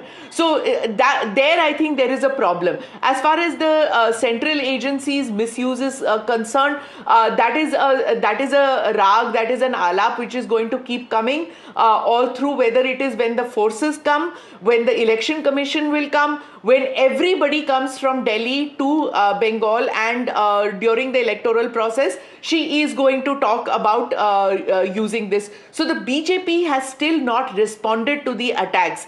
Are they keeping their cards close to their chest? Because what you're seeing is a response on TV channels, but on the ground, there is still no vehement response as such from the leadership. There is from the local leadership, from the central leadership, not yet. Not Venezuela. And this is not... That is a very important point, Tuhin Sinha. I do feel that this campaign... Yeah, I do feel that this campaign also in some ways brings back again to the fore the centrality of Mamata Banerjee in the TMC campaign, because TMC is Mamata Banerjee is TMC, and the BJP still doesn't have a regional leader of her stature. Do you think that the BJP in an episode like this has also in some ways given an opportunity to Mamata Banerjee to bring back the spotlight on her, that, you know, in some ways another way of her reaching out to people and saying that yes, my party could have made mistakes, but it's about me? Tuhin Sinha. You know, what we are opposing over here is her violent obstructionism. She had every right to move the courts of law to prevent the ED investigation, but she had no business barging into the office of IPAC and stealing away certain documents which could have been very pivotal, which have been very crucial in the investigation. That's a limited point. Now, as far as playing victim is concerned, that's the only thing which Mamata Banerjee knows at this point of time, because her 15 years of rule in Bengal have been the worst, have been the most decadent phase for Bengal. So obviously she's going to try and play the victim once again. But the fact is, this time the anti-incumbency is so high that the same tricks which she has played in the past will not work. The law of diminishing returns is going to catch up with her, and she will know it very soon. Right. Tausif Rahman, your response? See, I don't know what Tuhin Sharma is all talking about. He's again going back, he's coming forward, but it doesn't make sense, because I don't know, he's talking like a judge. But he's pointing to a very specific process that the Chief Minister should not behave. So why is he not able to understand? Like Why is he not able to understand what I'm talking about? Sir, maybe I'm dumb, but I cannot be a judge of a Supreme Court or a High Court. Why is he not able to let me respond to you. English? Let me respond, sir. Let me give you a news story. Tausif, yeah. So you see, 2020 November, this coal scam or money laundering, whatever it took place. You know, IPAC was under Prashant Kishore. I mean, he left IPAC during 2021, and all this took place 6 years back. So what is it? Is there any setting with Prashant Kishore, or did he help BJP during Bihar election? Because the scenario is very clean. Whoever goes against BJP, the B team, ED, IT, or what central agency will start knocking your door. And end of the day, if something happens as per BJP, go to the court. We did that. I mean, ED, TMC, Pratik Jain, Bengal police, they all have gone to the court, and now let's wait and watch. So it is as simple as that. And if you don't understand my English, and if you don't understand if I'm making sense or not, so if you have any problem with Mamata Bandyopadhyay, I do understand. You are not going to win. Let me take it very clearly. Let me explain you very clearly. You want to fight on the ground. You want to fight inside the court. You want to fight up in the sky. We will hammer you 360 degree, and you won't be able to do anything, because the vote and the blessing of the people is with Trinamool Congress. Take it from me, Mr. TMC, Vasudha, the TMC representative can do better than this. Respond to that before I take closing remarks from our analyst. I seriously think the TMC representative can do better than this. The case may date back to 2020, but if there is emergence will you go to Prashant Kishore? If there is fresh evidence emergence, will you go with that fresh evidence to Prashant Kishore as well? The law enforcing agencies, the investigation agencies Sir, your agencies ED are team under should no visit Prashant obligation. Kishore office. They are under no Patna, Bihar. obligation. They are under no obligation to make you happy just because IPAC is your entity. It's your affiliate entity. Of course, IPAC is our entity. There is emergence of new entity. The law will take its own course. You need to confirm yourself whether IPAC is a private company or working with TMC. Street veto will not work in Turkman Gate. It will not work on the streets of Bengal, and you will see it in May this year. Okay, Jayanta Ghoshal, your closing remarks, sir. How do you expect this episode to sort of end in the coming days? What else is expected to be unravelled? You see, in this political West Bengal is always every election. In the last assembly election, in the last Lok Sabha election, it is nothing new for a onlooker of West Bengal politics. But the latest, the possibility of president rule in West Bengal after this, now it has become a major campaign issue. And now West Bengal BJP is demanding that president rule should be imposed. And if Mamata Banerjee has done illegal things, then you can take action. You can go for 356. You can go for major action. But the public perception again will be more aggressive. So I am expecting lot of more tutu in this coming election, and this is very unfortunate because the anti-incumbency, if it is strong, one BJP leader, I cannot take the name as a journalist, he was telling me that the best thing to remain silent, the people can vote against Mamata. What the BJP is doing is a more aggressive way through ED, through EC. Maybe the Bengali Bhadralok were ready to vote against Mamata. Now they have become anti-Delhi for this style of campaign, style of functioning. Because, when the anti-incumbency, if it is there, when CPM, I remember, we never expected that CPM is going.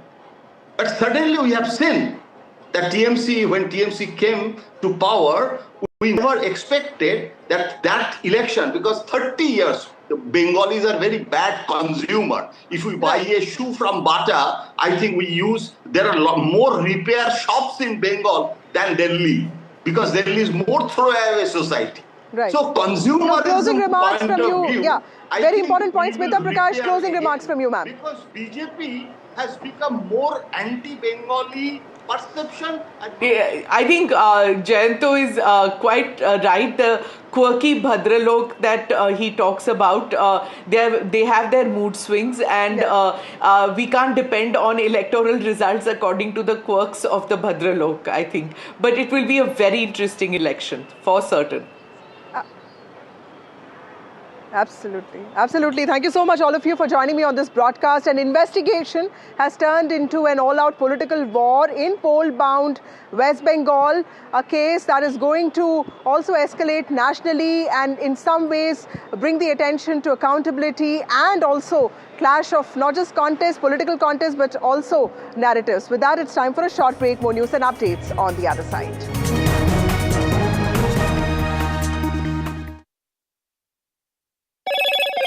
Hello, Moto. Motorola, India's leading AI smartphone brand. Motorola Edge 70, India's only ultra-thin phone with 3 into 50 MP cameras. Grab Motorola Edge 70 today.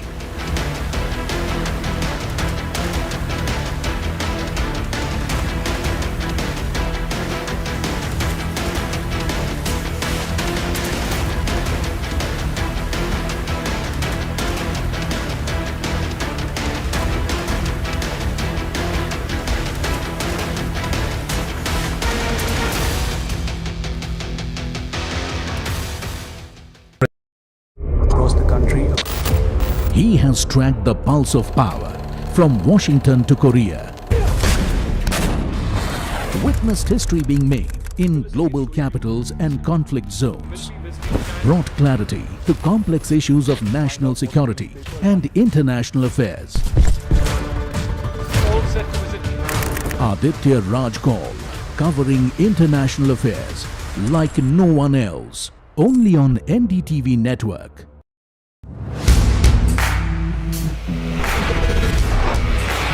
Alright team, our new order show is ready. Now we need a promo. Something cool, something sharp.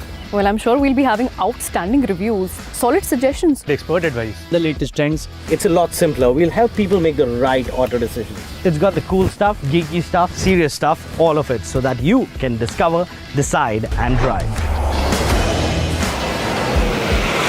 I'm Siddharth Sharma and I am your Automate.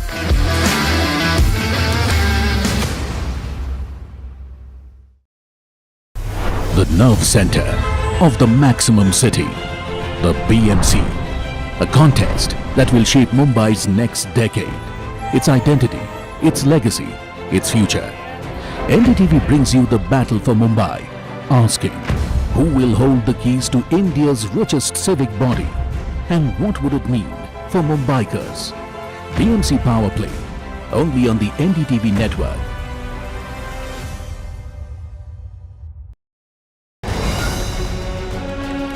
Straight from the heart of the newsroom to the core of the stories shaping your world.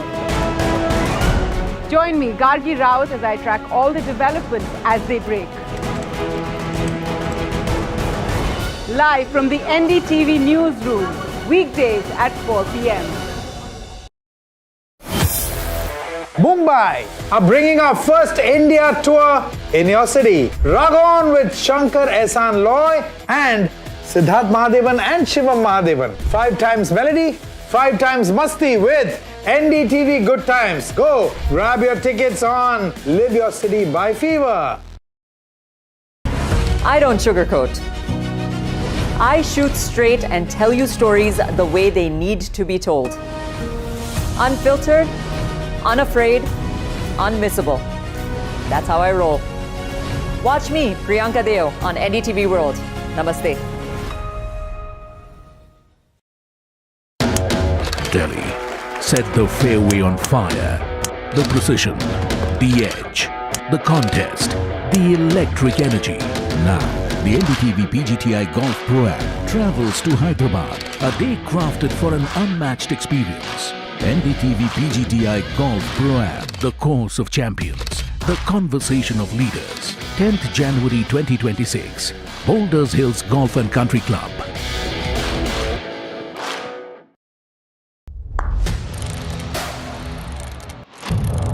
What seems settled for me is unfinished business. So I rewind, I pause, I reflect, I dig until what's buried stands up to be counted.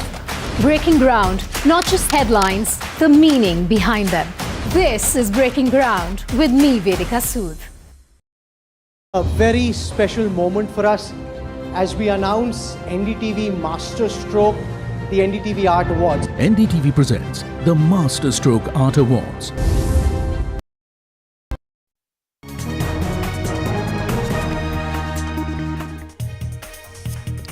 Welcome back. It was supposed to be a battle of movies, but both these movies, Parasakti and Jananayakan, are at very different places now. Parasakti is all set to release tomorrow. A grand release for this movie that is being seen as completely backed by the DMK, something that also speaks the political language that DMK speaks and will be used by the DMK because it's all centered around anti-Hindi agitations. One of the reasons why the DMK was even founded in the first place, and also Jananayakan faces one legal hurdle after the other. Now, what we understand is that Vijay is expected to speak soon is what we understand. TVK has not officially reacted to this. Vijay has not spoken on this. But remember that Madras High Court actually gave a go-ahead to this movie in the morning, but then CBFC challenged it, and now till the 21st of January, there is nothing that is expected that's in favor of this movie, with the CBFC taking a very strong position against Vijay's Jananayakan. Veera Raghav is here with me. Veera, processes aside, this is politics at play. What do you think really happened? Take us through everything that has happened in the last 1 week. Well, let's forget the 1 week. I think the last 10 hours, that's from this morning onwards, it was a huge victory in the morning. Then the court for Jananayakan was stinging order from a single judge of the Madras High Court, stayed by the Chief Justice, posted the matter to the 21st. So long and short of it, Jananayakan not releasing now. You don't know when it's going to release. Vijay has a summons to go and appear before the CBI on the 12th of January. Multiple political connotations from all this. Remember, this is also not just about politics. There is a huge element of freedom of speech and expression under threat argument that's been made. It's been made by the DMK now. It was made by the Congress earlier yesterday. TVK, of course, silent, but I believe that Vijay will make a comment eventually. They feel that they don't need to speak because the people are speaking and the narrative is already getting set. So I don't know how this is going to play out eventually, but the narrative of Vijay under being targeted is gaining strength and gaining enormous strength, and being targeted by the center and the BJP is the narrative that's building up, and that's the perception that's building up, because the earlier perception was that he was being targeted by the DMK. And today, given this whole issue, MK Stalin has come out and spoken out openly. Manikam Tagore responding to Stalin's tweet saying, super brother, this is exactly what we have been saying, and your party's IT wing said we have to leave the alliance. Let's stand up for freedom of speech. So multiple reactions, Vasudha, there. Veera, do you finally see this also in some ways bringing the Congress and the TVK together? I think the Congress is maybe fishing in troubled waters. I think DMK too tested an ally. Sections within the Congress pushing the DMK to get 40 seats and a share of power. Of course, share of power will depend after the numbers come out. I think this is more bargaining by the Congress. Congress can't vacate the space. But let's see, all sides hope. But Veera, this impression of the centre being high-handed, I'm saying impression because that's what a lot of people are also blaming the centre for, because today the CBFC challenging the single bench order was also quite unexpected. The impression of the BJP or the centre being high-handed, how do you expect that to play out politically? Do you expect that of being of providing some disadvantage to the AIDMK-BJP alliance, or do you think that people have the intelligence to define what is the centre and what is CBFC? Well, look, no, I think the overall perception, no one really knows. CBFC is seen as an arm of the centre, and the BJP as a sense. It is an independent body ultimately, but the way it's targeted in a political narrative, out of the question. Manikam Tagore took the lead yesterday in terms of saying that, look, the centre is attacking using CBFC.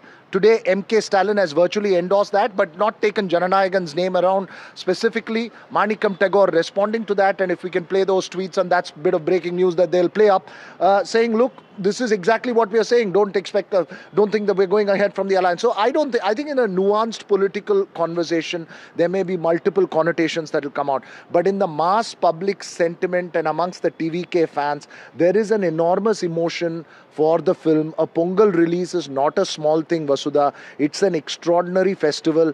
As you were there with me at the Rohini Theatre earlier, and you heard that fan turn around and say that for us, no Pongal. The day Jananayagan releases is Pongal. That's the sentiment amongst Vijay fans. The fact that a DMK-backed movie is releasing and a Vijay movie is not releasing, multiple connotations. What it'll mean politically, electorally, I don't know, but the political narrative is getting crystallized.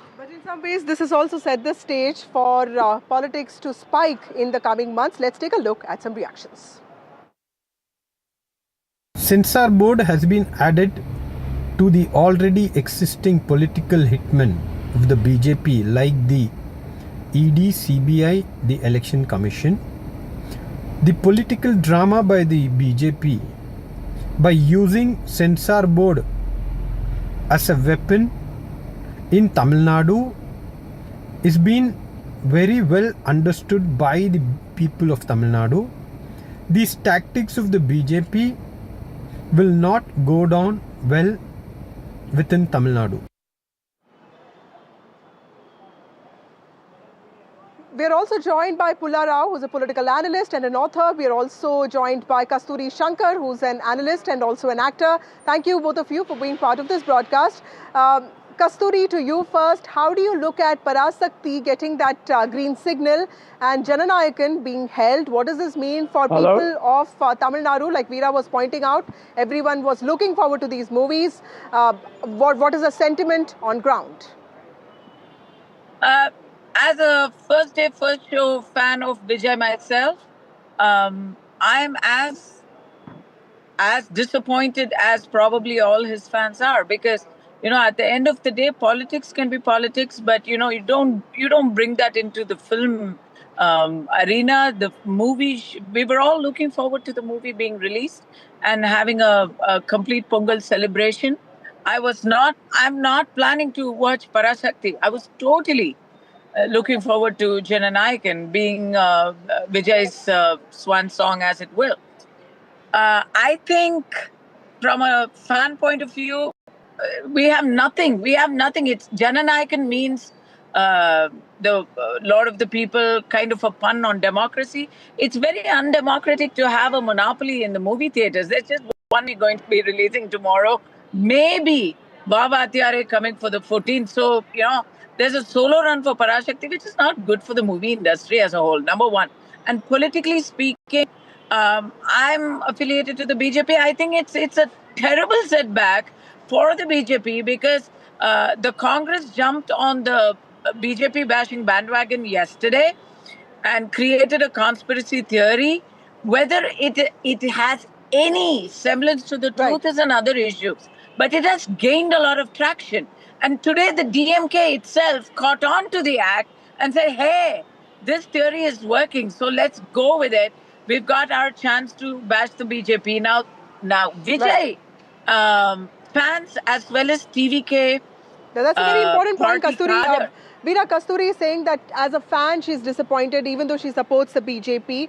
I am just curious to know why is Vijay or the TVK, why is Vijay not responding to this? Because, you know, he is an aspiring chief minister. You would expect him to be angry, aggressive. Why is he not speaking against this, what he calls injustice against him? He's an aspiring chief minister, Vasudha, but he's already a superstar. Superstars don't speak when you want them to speak. They speak when they want to speak and you listen to it. This is the star attitude. And, you know, while many believe that the fact that the TVK is silent shows that they don't know how to react to a situation, I think it's a calibrated strategic approach. Let the coach play. We don't want to fuel the fire. We're not going to be the whiners out here. You do what you want. We'll stand up here. These are grassroots silent narratives that builds up. Let everybody else speak. Let them all come after me. I'm not going to go and speak to them. I'll go to the courts and I'll expose the system before the courts. I think that's the argument. You will, though, expect Vijay and the TVK to speak out. I think it will be more like an apology to fans saying that, look, we're really sad that we can't release the movie, but don't worry about it. It will come back. We'll come back with full force, because most people believe that when the movie hits, if it was 10x now, it will be 100x because of all this. Okay, so there could be some thinking behind that as well, but I would see that probably this is an apolitical move to not really respond aggressively. But you're right, superstars don't speak when we want them to speak. But an aspiring chief minister must speak. You're also right about the fact that sometimes he needs to turn from being a star to a politician, and his party also should learn to come out and take the bull by its horns on issues like this. The criticism of Vijay being quite scripted sometimes also, you know, looks true, because, you know, this is the time when he should be speaking up, not just for his fans, but for himself, isn't it? Absolutely. It's time to speak, but then the point is that he's gone to court. He's challenging the matter. You know better what's happening with the BJP, and I think maybe it's part of all calibrated. See, the one thing is that there was a sense that the BJP was warming up to the TVK after the stampede when the DMK was attacking it. There was a sense that Vijay was going soft on the BJP but going hard on the DMK after the stampede. Not as hard as he was on the BJP before the stampede. The question is that this changes that dynamic. Does this? Will Vijay, if Vijay softens up to the BJP, he'll be seen as someone buckling to pressure. So he will be forced to have to take a stand. I don't know what the calculus in all this is, if there is a calculus and if there is a political calculation. But whatever it is, it seems like it's going to favor Vijay and bolster him. Okay. Mr. Pullarao, you have followed Dravidian politics very closely. What kind of impact do you see the release or the non-release or the delayed release of Jananayakan having on Tamil Nadu elections 2026? Also, in the backdrop of Parasakti releasing tomorrow, and Parasakti, we are told, is a very political movie, something that looks at the beginning of DMK and also looks at invoking Tamil sentiment. There's a lot of calculus or calculations, to use Vijay's words. The superstar Vijay is being advised by a super lawyer. I think you have to take that into your calculus. And silence is the best weapon now. Silence is the best answer. Why should he talk when the censor board is saying it's reviewing it? There's a loaded answer in that. And he's still got time, 2-3 days. Everything, all the cuts they want, he can do it. I'm only saying that his silence is not from anything else, but terrific calculation. Keep quiet, don't muddy the waters. Courts are looking into it. And CBSE, there's no stay on the Central Board of Film Certification from giving the go-ahead or whatever. So he's smart to keep quiet in this whole thing. And as you know, in Tamil Nadu, films and politics, there's no wall between it. Both are equally at home with each other. What is real? What is fiction? What is the truth? Nobody knows.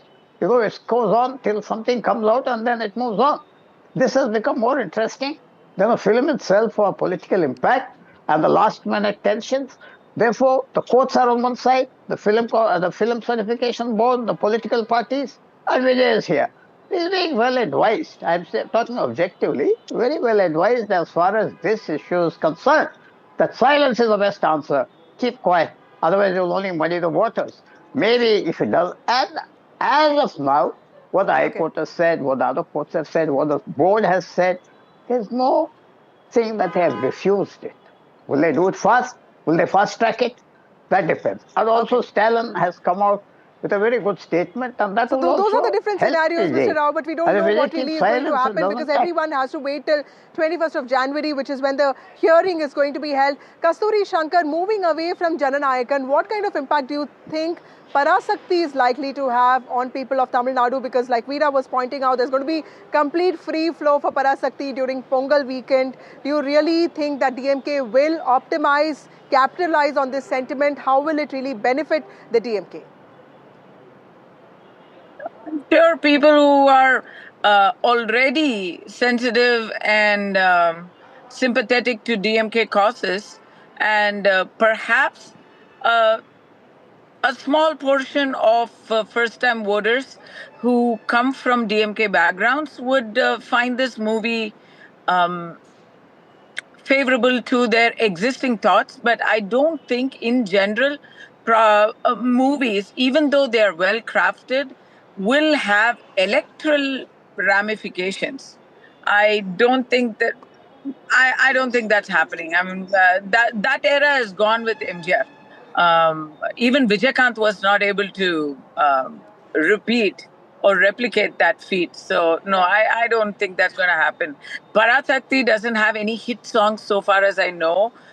We don't have anything playing on Okay, loop. that's an important line, Kasturi, to end the show on, Veera. Kasturi saying that, movies don't really have the power to define or change public sentiment now. Would you agree with that? Absolutely not. I mean, it's not the only thing that can define public sentiment, but definitely it has an impact. And cinema has an enormous impact on politics, at least in Tamil Nadu, especially in a context that's been set already. But let's see what happens. I hope to see Parasakti with you tomorrow. Absolutely. Let's see what happens. Absolutely. And this is, we're all speaking to a generation that's watching and growing up on reels. How much of impact will all of this have on...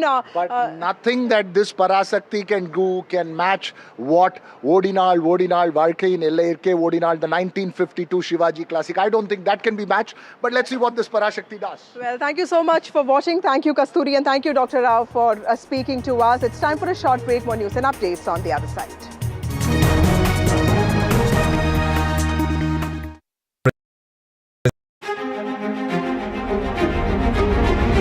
Every winter, the World Economic Forum at Davos becomes the world's thinking room, where power, policy and purpose converge, where the future is examined and reimagined. In January 2026, NDTV will be at the heart of this conversation. NDTV Ignite at Davos, this January on the NDTV network.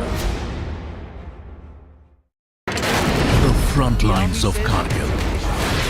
The fury of Operation Sindhu. So many attacks. The chaos and cries of disaster zones. To fighter jet cockpits. And the world's most defining interviews. It's incredible. He has seen history break. Live. Unfiltered. 20,000 hours of live broadcasting. Welcome to Left, Right and Centre. Hard facts. War-struck country. Hard questions. In the Ukraine. 30 years of trust. In the Kargil area. North Ukraine. In France. In Italy. At Srinagar. Vishnu Shom for NDTV. Vishnu Shom. Only on NDTV. Pulling us into this country. They argue, I conclude. They deflect, I drill down.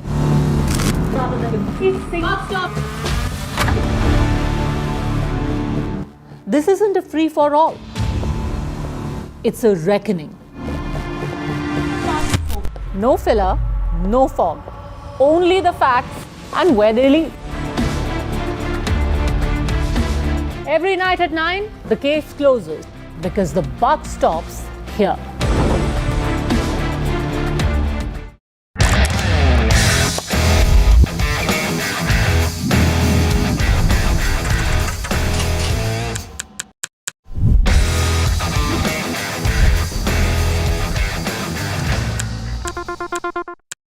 21 days in Kashmir. People have bombarded me, friends, with requests for an unfiltered list of things I saw and observed on the ground. Very special ground report from the line of control. There were some children who've lost limbs in the shelling.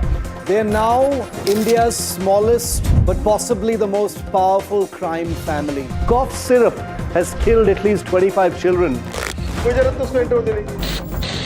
Gaikwad sahab, aise mat kijiye. Suddenly people are wondering about the weaponization of India-Pakistan cricket. We live and breathe elections. You will not believe your eyes or ears when I show you what I'm about to. And for a country that has fought so many wars in the mountains and at high altitude, we're standing on the Indian Navy's newest warship, the line of control, Shiv Aroor, NDTV. Across the country. He has tracked the pulse of power from Washington to Korea. Witnessed history being made in global capitals and conflict zones. Brought clarity to complex issues of national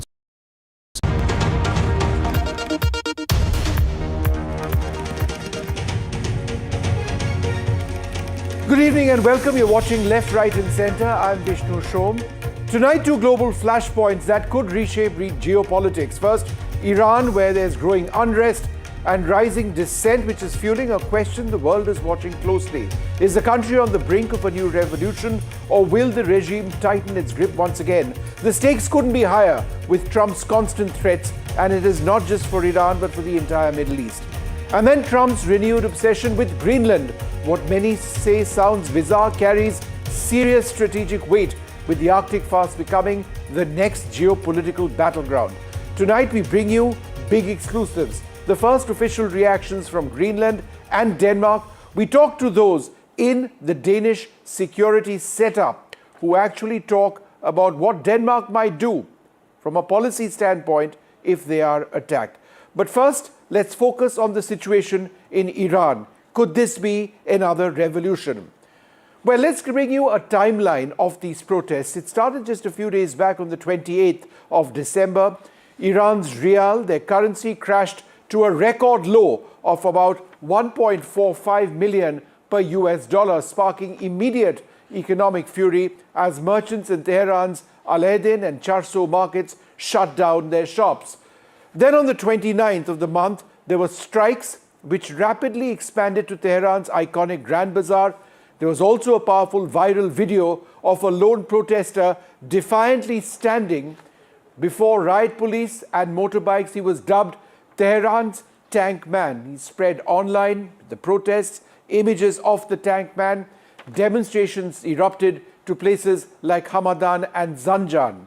Then on the 30th, students from major universities ended up joining the protests, amplifying calls for change, with security forces opening fire on the protesters as well in Hamadan amidst escalating clashes.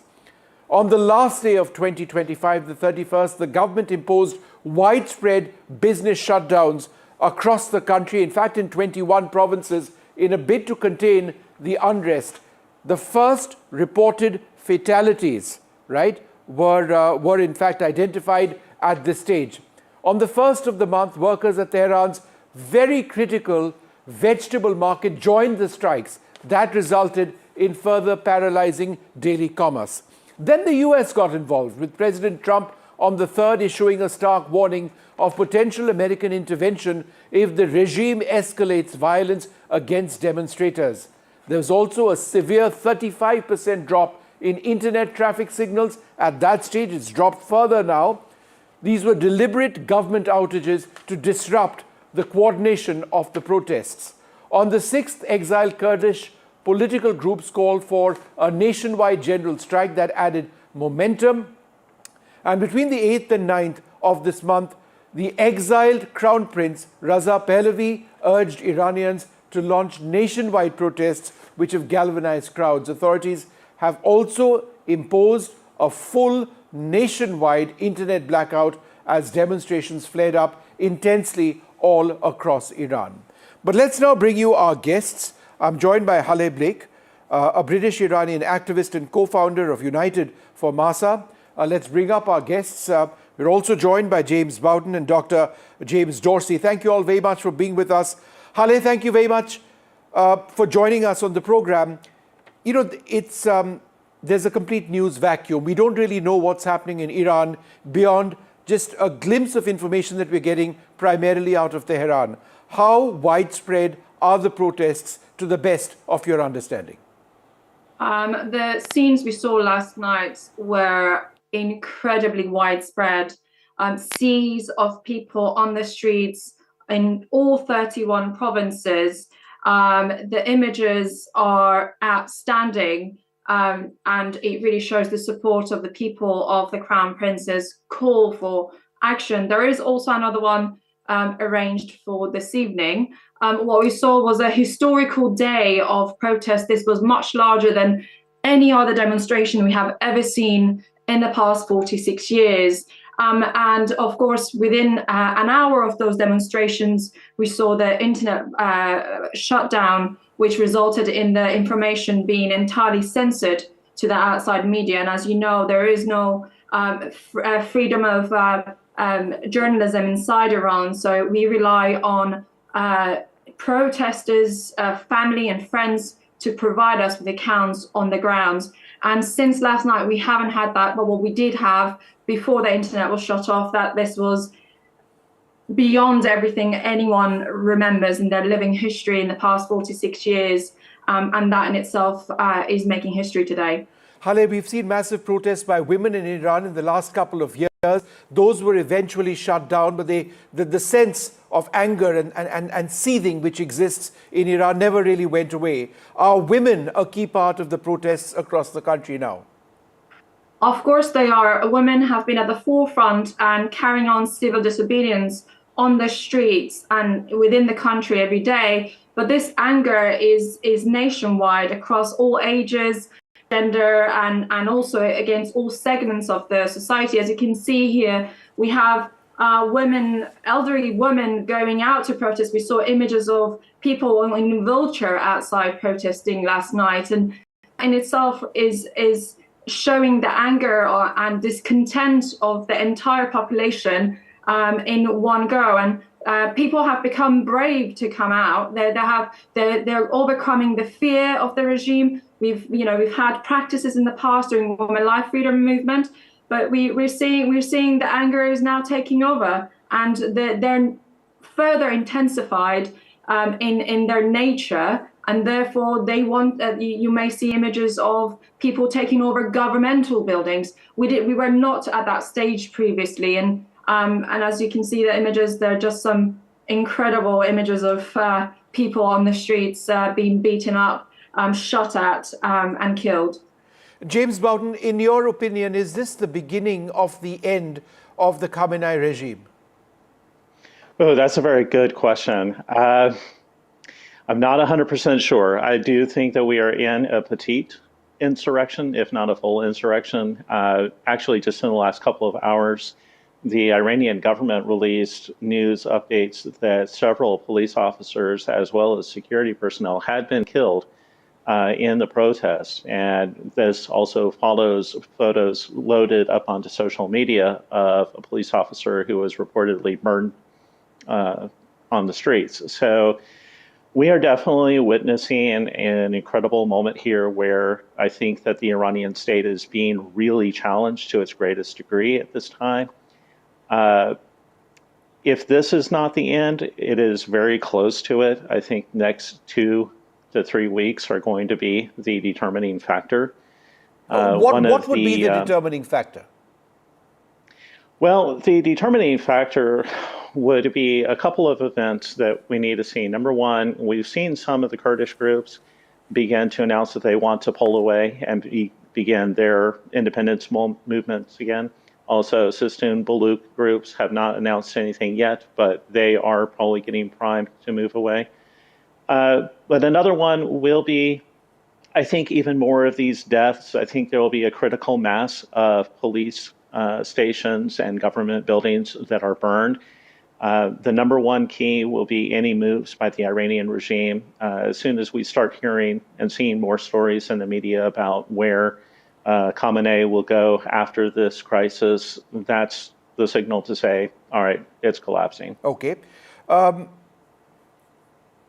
Dr. James Dorsey, I'm just trying to understand what sort of support does Prince Raza Pahlavi really enjoy in Iran? Is he strong enough to be the big unifier? Before I answer your question, let me just make one remark about to what degree this poses a challenge to the regime. There's no doubt that this is one of the most serious challenges that the regime has faced. There's also no doubt that there is widespread anger, particularly with the rapidly and radically deteriorating economic situation. However, experience with popular revolts shows that revolts succeed when you start to see splits within the regime, particularly within the military forces. If you think back of the 1979 Islamic Revolution in Iran, part of what happened there was a split in the military. We're seeing no indications of that. I think, in fact, in terms of the popularity of the Shah, sure, there are segments of society that that support the Shah. However, you've seen, I saw on the screen that you showed slogans in favor of the Shah. There are also slogans that say no Khamenei and no Shah. And we don't really know what support bases there are. Indications over time in the past have been that the Shah's support is not a majority. Right. Is he potentially still, though, Dr. Dorsey, the primary unifier, should there be one? I personally doubt it. I think what you're going to see is coming out of Iran. There are very different perceptions between much of the Iranian diaspora and Iranians themselves, both of which have had very different experiences since the 1979 revolution. Yeah. Hale, who's the leader of the revolt? I see it to be a public outpouring of anger for all the reasons that we've identified. But is it faceless in a sense at this stage? No, we have a very clear leader, and the chants of pro-Pahlavi chants have been across all of the locations, across all sides, even the most conservative religious cities such as Mashhad and Qazvin. You can see that across all of those. So this is definitely very much has a face. And in terms of defection, the Crown Prince did actually launch a defection campaign back in the summer, and over tens of thousands of defections has already been registered with him, and they are within active communication. This is very much on we have a leader, it's very clear, to take us to a democratic Iran, get us to ballot boxes, and that is what we want, a very secular, democratic Iran in the future. James Bowden, I think Dr. Dorsey makes an important point when he says that we haven't really seen cracks in the military. I have seen a couple of accounts of soldiers in areas deciding not to take on the crowds, moving away from their posts and the like. Is that something that you're getting as well? In a sense, defections? Well, I have not heard that report, but that is very important. And any government that starts to have rot at that lower level of soldiers not wanting to respond to government orders to suppress a riot, then you are on your way to government collapse. We've seen this repeatedly in world history, where when governments really do start to fall apart, it generally, as he said, it does creep up from the military. But that is, I think, based on a realization that their efforts are not succeeding and, in fact, are resulting in just harder and more steadfast resistance. Dr. Dorsey, let's talk about Donald Trump, his threats. In terms of, and what he said is that if there are attacks, mass attacks on the Iranian people, then America would respond. Could that be, the way this ends up going, that the size and scope and the scale of the protests are influenced directly with how America impacts what's happening on the ground? I think what you're seeing at the moment is that Donald Trump's threats of intervention or penalizing the regime militarily if there is mass killing of protesters is in some ways allowing the regime to blame all of this on foreign forces. That's, I think, one aspect of this. The other aspect of this is, what does that mean if Trump is going to make the Iranians pay hell and use his military force to do so? What I think you're not going to see is an invasion of Tehran to protect the protesters. You probably would see strikes against military facilities outside of areas where the protesters are on the streets. And whether that's going to really persuade the Iranian regime to change track, I think is questionable. Haleh, in terms of the protesters and the groundswell in Iran, how do they see Donald Trump presently? I think his strong tweets and messaging out to the Iranians really made them braver to really step out. They felt that they had the backing of the President of the United States. And they really relying on his leadership they're seeing as a strength and hope to the Iranians, and something as little as social media posts having that sort of effect in itself is massive. Well, in terms of boots on the ground, we don't really want an intervention as Iranians. We are able to get this over the line. We just need the West to stop negotiating with the regime. We need the West and America to take a really strong leadership, which we can see from President Trump, and we really need them to delegitimize the regime and insert pressure on their IRGC funding. And so we really need the West to take a really strong stance there, and also to pressure them and to stop them from bringing human resources from other countries for the crackdowns. I think those are the big asks from the Iranian community. James Bowden, ultimately it's the economy which is really hurting. The fact that you've had shops shut, markets shut, the currency collapsing entirely, inflation shooting up. Is that likely to be perhaps the biggest trigger for these protesters beyond any of the larger political reasons that we've sort of discussed on this program? Oh, absolutely. Bear in mind that these protests, well, there have been protests and there have been strikes going on in Iran for over the last year. Daily, I monitor everything as much as possible that comes out of the region, and including Iran. And I see constant oil workers, teachers, doctors, unions striking. They have been protesting and calling for changes for a long time. Then in early December, and I think what was the real catalyst of this was the U.S. seized the oil tanker, I believe called the Skipper, on December 10th. That was sanctioned Iranian oil. Then on the 23rd, we heard that either it was Iran or Iraq that was stopping to move gas from Iran to Iraq. That also did further damage. And so, yeah, these are people who are struggling. They want water. They want electricity. They need basic human necessities, and they're not getting it from the government. And the government hasn't been getting the message that they need this. They have been investing heavily in their military and infrastructure on that end and ignoring the Iranian people. So yes, this is not ideological. This is not a, hey, let's have freedom or a hijab issue. This is, I want to live and be able to live right.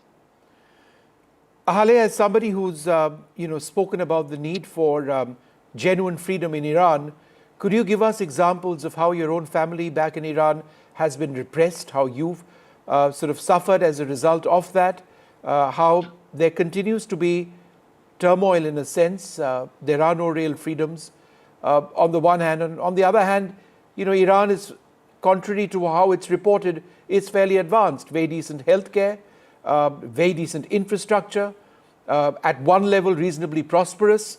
So, there are two Irans that you're talking about. One where there's the repression that people suffer from, and one, several aspects of the economy which are still fairly progressive.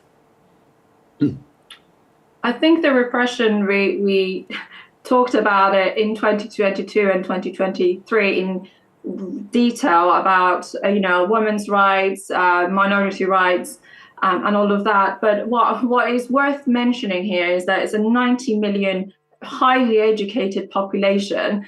And despite having 10 times resources per capita, 70% of the Iranian population actually live under the line of poverty. There are a large portion of that 70% are unable to meet some of their basic needs. I mean, we have heard of cases where people have been unable to buy meat for at least a year. For a rich country such as Iran, that is entirely not acceptable. And the way people see this is that all of the funds and the income of Iran is injected, is pushed out to the proxies. And that's where you have seen one of the chances. People say no to Gaza, no to Lebanon, I give my life to Iran. That comes from that place of so many unable to live, knowing how much resources is available and should be within the Iranians. They also know that this regime will never going to change, never going to adjust to the people's demands. It doesn't matter what type of president we have, selected president we have, the outcome continues to be the same. This is an authoritarian regime that has been occupying Iran for 46 years and have used the same tricks to negotiate with the West, and that the people are not accepting it anymore. There's no kind of reform idea that people are willing to even entertain. So that's why you can see that people completely look to their past and how the infrastructure of now was actually built back 46 years ago. And this regime is not able to keep up with some of their even maintaining of those infrastructures, such as a very simple bridge that was made by Reza Shah. So this is why the Iranians are very nostalgic to their past, and they do not trust anybody else but Reza Pahlavi to take them out with that transition to ballot boxes. So, I mean, again, for a rich country like Iran, peace should be prosperous, such as the other Persian Gulf countries we see across the south of Iran. Well, hopefully, whatever takes place is, there isn't a bloodbath on the ground, that these protests do result in fundamental change on the ground. The freedoms you speak about actually come back. But for the moment, let's hope that the law and order situation, by which I mean there is no violence on the ground, remains the priority. We leave it over there. Thank you very much for joining us. We're going to take a short break. Coming up after that, we're going to be moving to the other global flashpoint, potentially, Greenland. We've got some very important interviews, one by, in fact, two MPs, one from Greenland, one from Denmark, including the first very direct statements on what Denmark might be forced to do if there is American military action on the ground in Greenland. That's coming up next.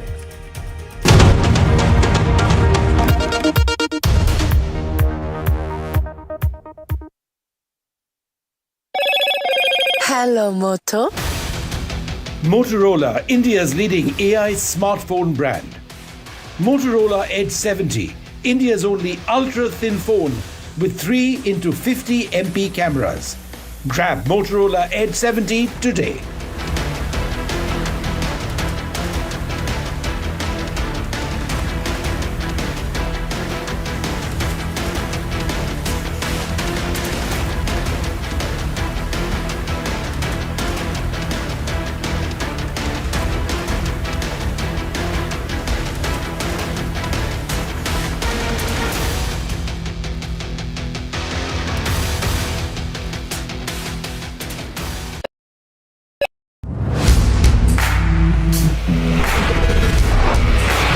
Alright team, our new order show is ready. Now we need a promo. Something cool, something sharp. Well, I'm sure we'll be having outstanding reviews, solid suggestions, expert advice, the latest trends. It's a lot simpler. We'll help people make the right auto decisions. It's got the cool stuff, geeky stuff, serious stuff, all of it, so that you can discover, decide and drive. I'm Siddharth Sharma and I am your Automate.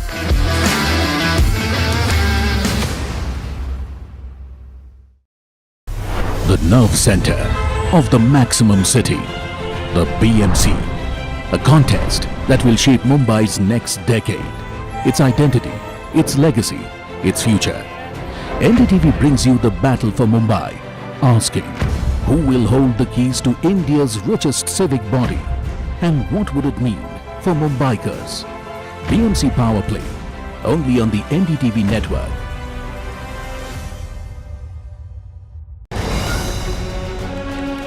Straight from the heart of the newsroom to the core of the stories shaping your world.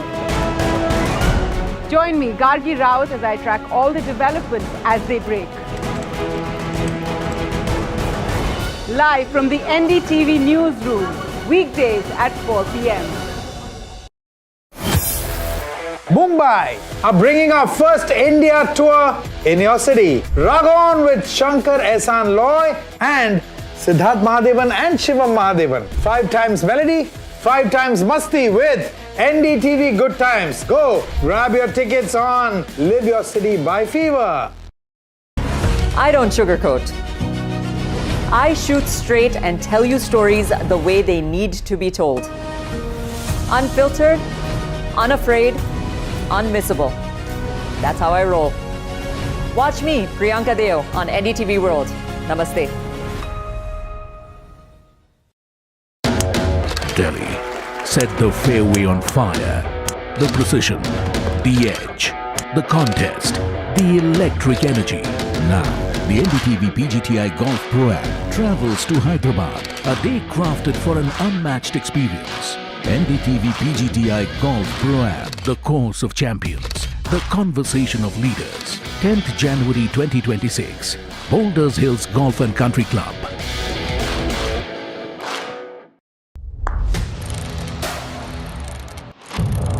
What seems settled for me is unfinished business. So I rewind. I pause. I reflect. I dig until what's buried stands up to be counted. Breaking ground, not just headlines, the meaning behind them. This is Breaking Ground with me, Vedika Sood.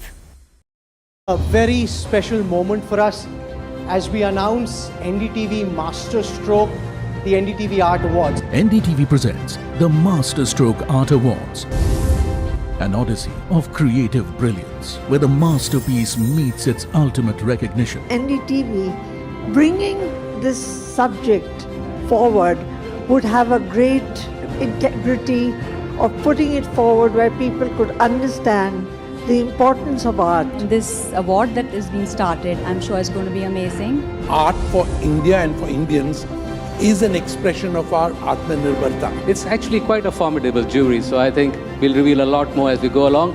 This is an amazing platform, I think, today what you're doing. Honoring the masters who define our creative landscape. Coming soon on the NDTV network.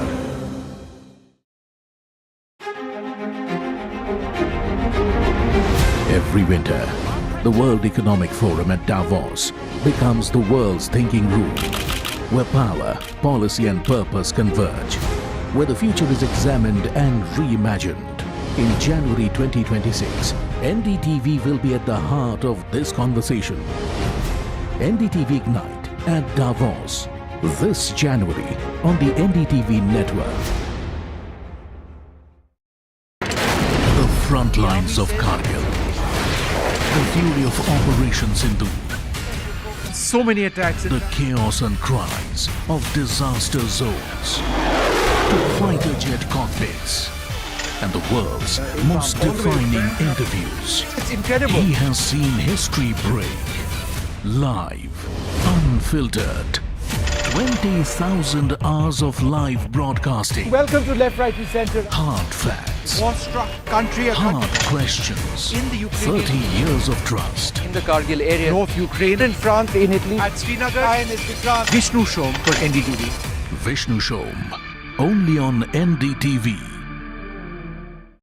Pulling us into this country. They argue, I conclude. They deflect, I drill down.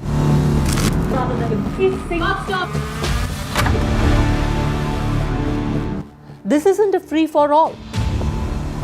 It's a reckoning.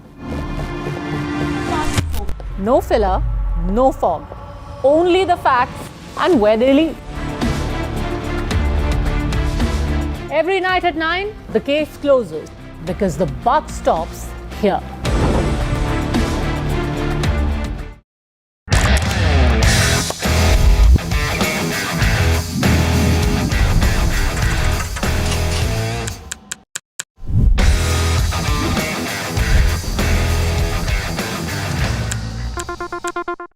"21 days in Kashmir. People have bombarded me, friends, with requests for an unfiltered list of things I saw and observed on the ground. Very special ground report from the line of control. There were some children who've lost limbs in the shelling.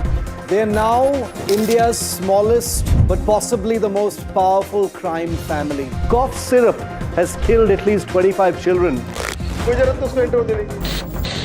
Gaikwad sahab, ऐसे मत कीजिए. Suddenly people are wondering about the weaponization of India-Pakistan cricket. We live and breathe elections. You will not believe your eyes or ears when I show you what I'm about to do. And for a country that has fought so many wars in the mountains and at high altitude. We're standing on the Indian Navy's newest warship. The line of control, Shiv Aroor, NDTV. Across the country, he has tracked the pulse of power from Washington to Korea. Witnessed history being made in global capitals and conflict zones. Brought clarity to complex issues of national security and international affairs. Aditya Raj Kaul, covering international affairs like no one else. Only on NDTV network.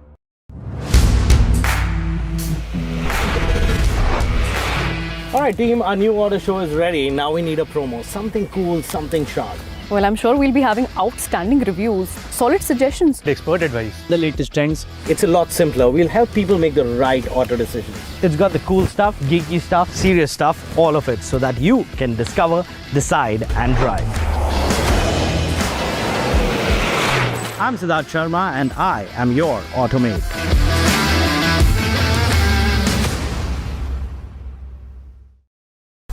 The nerve center of the maximum city. The BMC. A contest that will shape Mumbai's next decade. Its identity, its legacy, its future. NDTV brings you the battle for Mumbai, asking who will hold the keys to India's richest civic body and what would it mean for Mumbaikars. BMC Power Play, only on the NDTV network.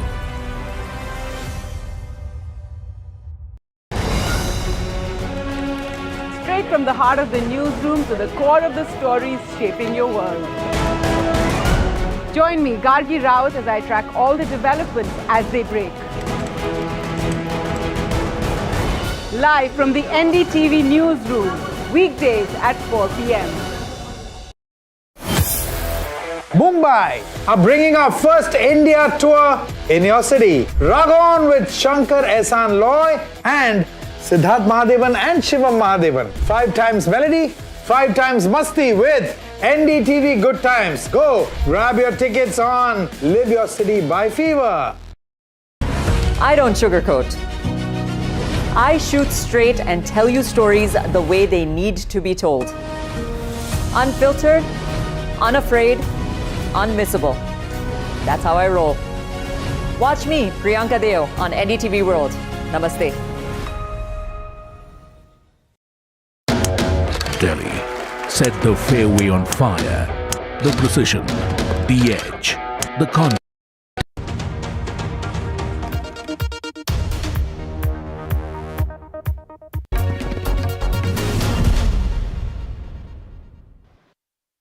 Well, with this situation in Greenland becoming perhaps more unpredictable by the day, I'm joined by Rasmus Jarlov, Conservative Member of Parliament and Denmark's Chairperson of Defence Committee. Thank you, sir, very much for being with us.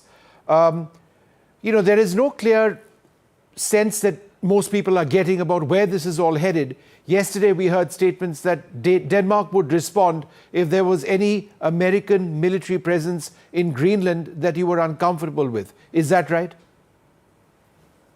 Yes, thank you for taking interest in this in India as well. We appreciate that very much. Of course, in the situation that there was an American attack on Greenland, of course, we would have to defend it. We understand full well that it would be a very tough fight, and we would not be able to stop the Americans by military means. But we also want to make clear, of course, that it's not acceptable to attack us militarily, and it would lead to the absurd situation and disastrous situation of a war between two NATO countries, which would be completely devastating and very, very stupid and unnecessary. Mr. Yalov, you make an important point. Denmark would respond militarily, come what may, if there is American military aggression in Greenland. Is that right? I really don't like to talk a lot about that scenario because that can sound like we're threatening the Americans and we're trying to be tough. We're not. We understand we're a small power, very, very small power compared to the Americans. So it's not like we're trying to intimidate the Americans, scare them. But if theoretically that would be a war between two NATO countries, and of course that would lead to shots being fired and people be killed, and I would have to go to funerals. I would have to look at people who had been gunned down by Americans for absolutely no reason, and that would be a tragedy that's just really hard to understand, and a very, very unnecessary one, because the Americans already have access to Greenland. We already have a defense agreement that allows them access. And they can do mining in Greenland as well if that's what they want. So there's absolutely no need for this. And we really hope we can get it back on track, that it doesn't escalate. Mr. Yalov, the other point, of course, is that America wants to buy Greenland. Is the sovereignty, the identity of Greenland up for sale? It is not up for sale. We can do a lot of other things for the Americans. And we have never objected to an American presence. That's why we have that defense agreement that allows them to have military bases and a military presence as much as they want. So the Americans definitely do not need to annex Greenland for security purposes, because they already have access to it. But we can't sell 57,000 Danish citizens to become Americans. They don't want to, and they have made that extremely clear. And Denmark has made it extremely clear that we can't sell Greenland. It's not for sale, and it's not a matter of a price, so it doesn't matter what type of money is being offered, and it is also regardless of what pressure is put on us. We simply can't do that. And from there, it is up to the Americans how much they're going to escalate the situation. We hope they don't. We hope it becomes constructive, and they will articulate to us what needs that they have. The problem we have is that since they already have full access to Greenland, it's hard for us to see what more we could do for them. But they have to talk to us. They have to let us know what needs they have, and then we can have a constructive dialogue. But nothing will be achieved by military threats or threats of annexation by other means. That couldn't be achieved by just calling us. Mr. Yalov, how united are people in Greenland? Are there is there any group which is actually saying, no, let's talk to the Americans, or let us use this opportunity to state the need for Greenland's sovereignty? Do you believe that there are those elements as well? Is that a concern? There are different approaches to how much you should talk to the Americans. But there's complete agreement that the Greenlanders do not want to become part of the United States. There was an election last year, and in the local Greenlandic parliament, where there's 31 members, there wasn't a single one elected that wants to join the United States. And there was a poll, a very large poll made last year, that showed that only 6% of people in Greenland would like to leave Denmark to become part of the United States. So although many Greenlanders do dream about becoming independent, there's hardly anyone that wants to join the United States. So we're trying to, Denmark is not preventing Greenland from becoming independent. They're part of Denmark because they have not requested independence. They've had the option of leaving for 17 years, so they could have done that if they wanted. They've not requested it. They've not started the process. And we're available for Greenland to help them develop as long as they're part of Denmark. We're assisting them in developing the country, the direction that they want. But we're also protecting them right now from being taken over by the Americans, because that's something that they don't want. And the ties between Denmark and Greenland are quite close. They speak Danish, they're Danish citizens, they have members of our parliament here in Copenhagen, where I am right now. And a quarter of all Greenlanders live in Denmark. Most of them have spent time in Denmark during their life. They've been educated here and so on. The ties are very, very close. So it's very few Greenlanders that completely want to cut the ties to Denmark. But they do want more autonomy, and they're working towards that. They're gradually building up their society, educating themselves, becoming more and more capable of taking over roles in society. But for now, the ties with Denmark are crucial to Greenland, and they don't want to cut those ties. Would this spell the end of NATO if America were to do anything? I'm not just talking about militarily, but otherwise, if they were to force the issue one way or the other, would that spell the end of NATO? It could well do that. I mean, certainly a military attack would be the end of NATO, because then Denmark would have to invoke the Article 5 in NATO, which is the oath that countries have to come and protect us. And then the Americans and all other countries would be obliged to come and help Denmark, protect Denmark against the United States. Of course, the Americans would veto that, and then NATO would be dead. But other means are also unacceptable. I don't think any country could or should accept a targeted campaign from a foreign power to dismantle the country.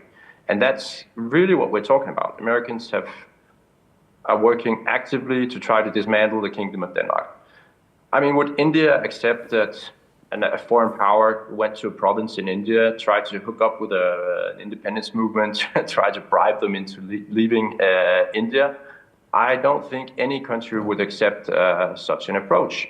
Denmark is not standing in the way of the Greenlanders becoming independent, not at all. We are we're just there because they haven't asked us not to be there. And we've been there for 600 years.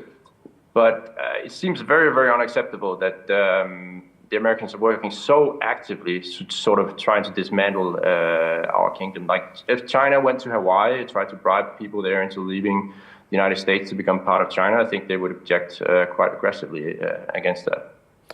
Mr. Yadav, very, very strong views, but very important ones. It's a story that's impacting, global dynamics around the world. Thank you so much for sharing the perspective of Denmark in this very important story. Thank you very much indeed.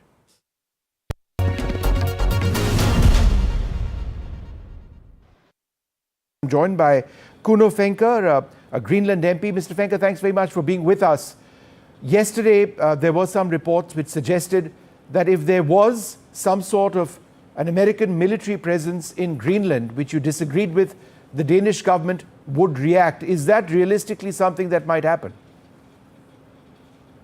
I think it will be the wrong move from Denmark. And the military size of the United States and the military size of Denmark, and even 70% of the budget and the military size of NATO is the American military. So Greenland is on the American continent, and it's a part of the Monroe Doctrine, which is a very geopolitical important area for the United States.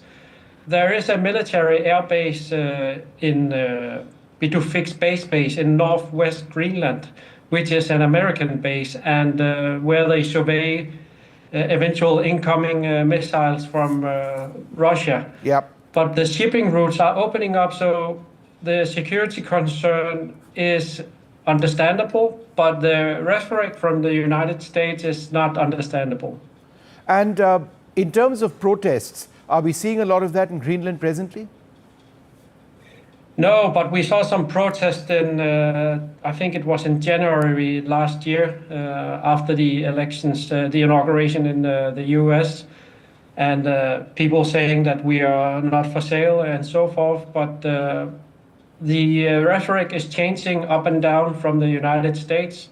Hence, the Art of the Deal book from Donald Trump is absolutely on its, they are using that right now. So I think what we need to do from Greenland is keep our heads cool and talk with the Americans directly and hear about what is their concerns, what's their interest, and also what is it that they want realistically instead of nobody's going to annex Greenland. It's like people in Greenland will never accept a new annexation, which we are under right now from Denmark. And that's why the US is probably also questioning the right of the Kingdom of Denmark to keep Greenland. Donald Trump wants to buy Greenland. That's a proposal which has been stated as well. Is that acceptable? Is your sovereignty up for sale? No, it's not for sale, but right now we get a subsidy from Denmark, an annual subsidy, which is basically a purchase or rent of the island. So we also have to be, careful in regards to our own morals here. So I think in principle, no country should be on sale, but Greenland wants to be a sovereign state. We know we are a small population, a very big island, so we know that we can't be fully independent. But who is, in a way? We need to have allies, and those allies will still be, for example, the United States, NATO, Denmark, the European nations, and so forth, which are in our nearby vicinity allies. Is there a growing willingness among people in Greenland, political leaders like you, that you do want to talk to America? You're not saying, I don't want to talk to you, please go away. Of course, I would say that, in my opinion, I will always go the diplomatic way, because the only other way to do things is through military conflict. So we will, of course, go the diplomatic way.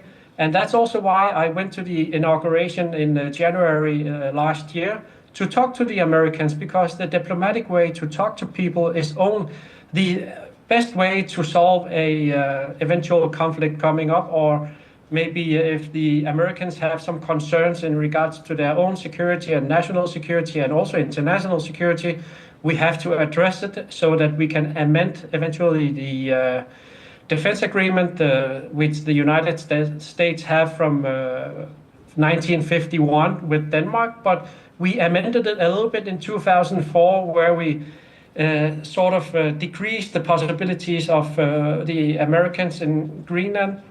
We might have to remedy that and look upon what is it their concerns are, and work for Greenland's independence, but in cooperation with the states that are interested in Greenland.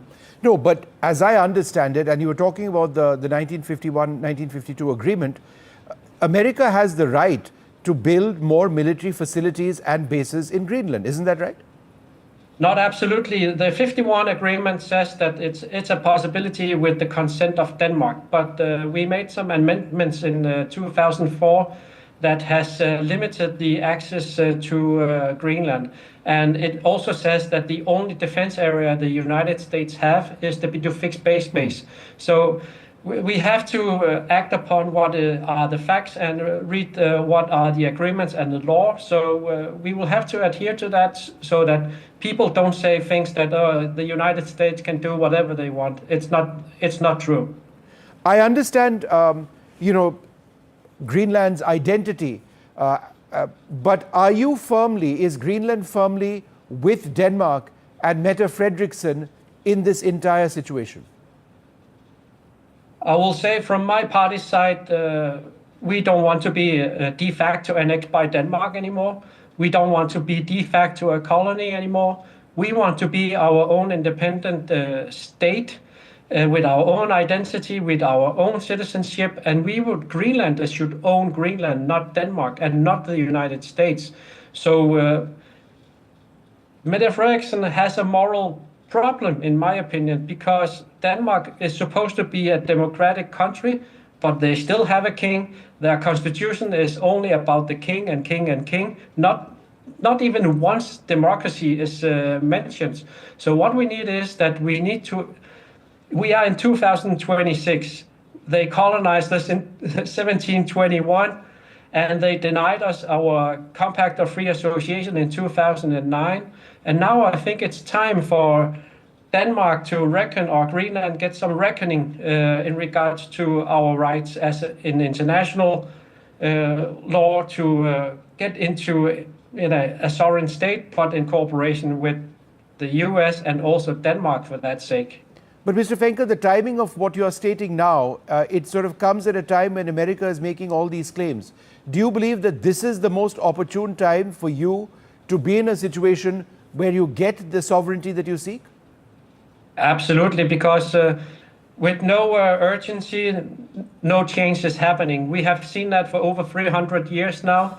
And now the opportunity of the urgency created by the United States is giving us the opportunity and gives us some negotiation leverage. And I can also say that I'm right here in Tórshavn in the Faroe Islands. And they told me that they will actually go to Denmark in January because they want to have an independent state too, because they can't be members of the WTO, World Trade Organization, or their handball team can't compete in the Olympics because they are not a sovereign state. So there are some issues here that are both in regards to our identity, but also our citizenship, our right to our own lands that needs to be reckoned. Okay. And a final question to you. Do you represent a minority view in Greenland? Or do most Greenlanders feel that they don't want to talk to Donald Trump at all at this stage? I think there has been a lot of panic because you can see the tactics of the United States is like they are saying one thing and another thing, and many politicians are saying things, and a lot of media has also fear-mongered about the United States and also painting them a enemy picture. So that is, in my opinion, wrong. I think we have to be diplomatic. I think the people of Greenland will understand at some point that we need to get out of our hiatus. We are not an ostrich hiding in the ground. We need to get our head up and also act like a sovereign state and talk to the states that are interested in us. Mr. Fenker, you didn't answer my question. I was asking you, do you represent a majority view in Greenland? I can't say, but I will say that I will do my utmost so that people understand. All right. Kuno Fenker, MP from Greenland, thank you very much for speaking to us and sharing your views. Thanks very much indeed.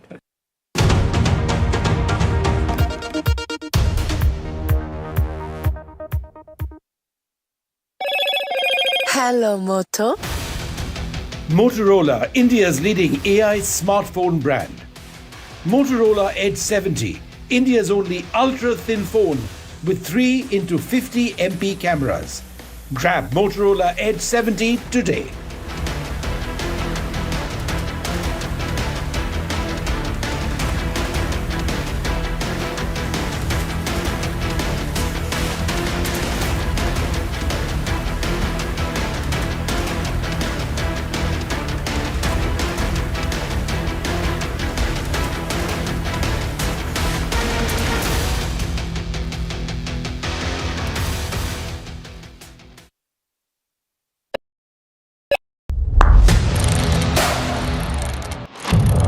What seems settled for me is unfinished business.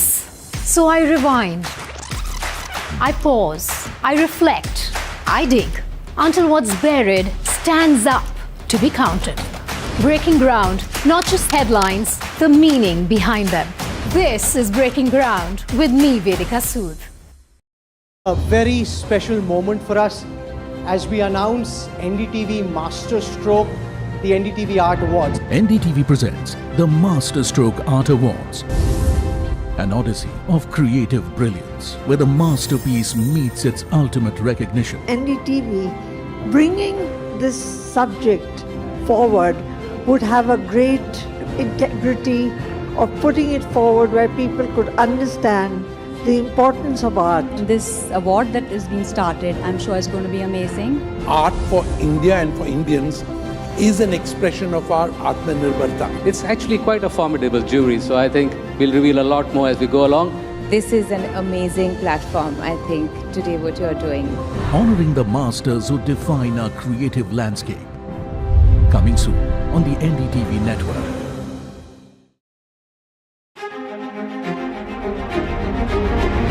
Every winter, the World Economic Forum at Davos becomes the world's thinking room, where power, policy and purpose converge, where the future is examined and reimagined. In January 2026, NDTV will be at the heart of this conversation. NDTV Ignite at Davos this January on the NDTV network. The front lines of Kargil. The fury of Operation Sindhu. So many attacks. The chaos and cries of disaster zones. To fighter jet cockpits.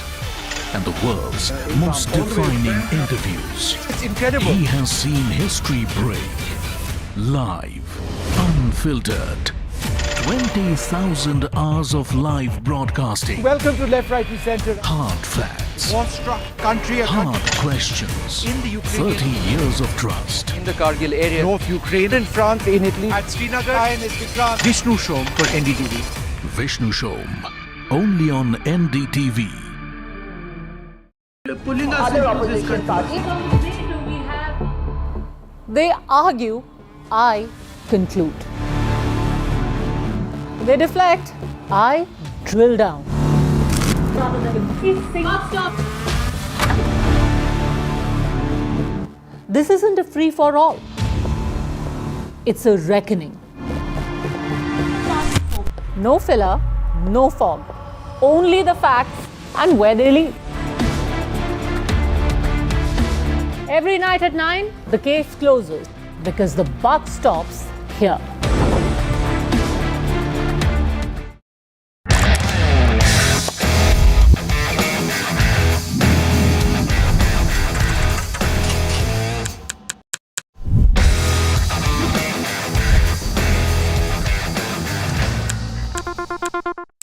"21 days in Kashmir. People have bombarded me, friends, with requests for an unfiltered list of things I saw and observed on the ground. Very special ground report from the line of control. There were some children who've lost limbs in the shelling.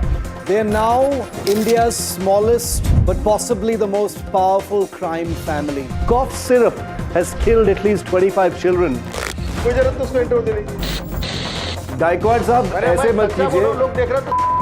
Suddenly people are wondering about the weaponization of India-Pakistan cricket. We live and breathe elections. You will not believe your eyes or ears when I show you what I'm about to do. And for a country that has fought so many wars in the mountains and at high altitude. We're standing on the Indian Navy's newest warship. The line of control, Shiv Aroor, NDTV. Across the country. He has tracked the pulse of power from Washington to Korea. Witnessed history being made in global capitals and conflict zones. Brought clarity to complex issues of national security and international affairs. Aditya Raj Kaul, covering international affairs like no one else. Only on NDTV network.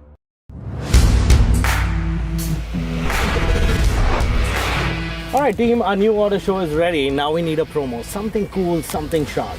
Well, I'm sure we'll be having outstanding reviews, solid suggestions. Expert advice. The latest trends. It's a lot simpler. We'll help people make the right auto decisions. It's got the cool stuff, geeky stuff, serious stuff, all of it, so that you can discover, decide and drive.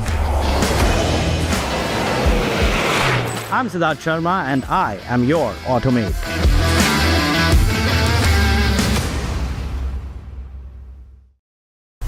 The nerve center of the maximum city.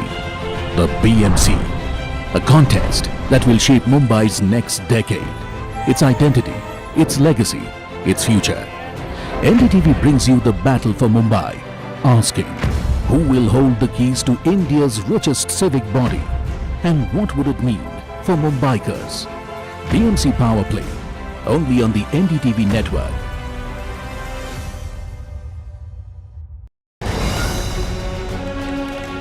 From the heart of the newsroom to the core of the stories shaping your world. Join me, Gargi Raut, as I track all the developments as they break. Live from the NDTV newsroom, weekdays at 4 p.m. Mumbai are bringing our first India tour in your city. Rock on with Shankar Ehsan Loy and Siddharth Mahadevan and Shivam Mahadevan. 5 times melody, 5 times masti with NDTV Good Times. Go grab your tickets on Live Your City by Fever. I don't sugarcoat. I shoot straight and tell you stories the way they need to be told. Unfiltered, unafraid, unmissable. That's how I roll. Watch me, Priyanka Deo, on NDTV World. Namaste. Delhi set the fairway on fire. The precision, the edge, the contest, the electric energy. Now, the NDTV PGTI Golf Pro-Am travels to Hyderabad, a day crafted for an unmatched experience. NDTV PGTI Golf Pro-Am, the course of champions, the conversation of leaders. 10th January 2026, Boulders Hills Golf and Country Club.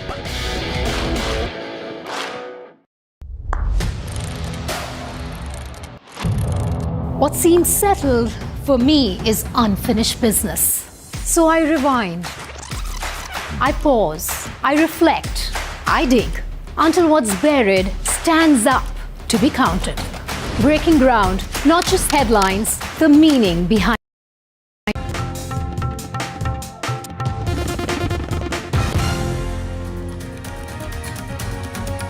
Hello and welcome. You're watching NDTV. I'm Aditi Bhardwaj and let's take a look at the top stories that we are tracking here at this hour. Hours after ordering censor board to clear Jananayagan, Madras High Court Chief Justice puts Vijay's film release on hold. Jananayagan won't release before January 21 now. TVK likely to approach the Supreme Court.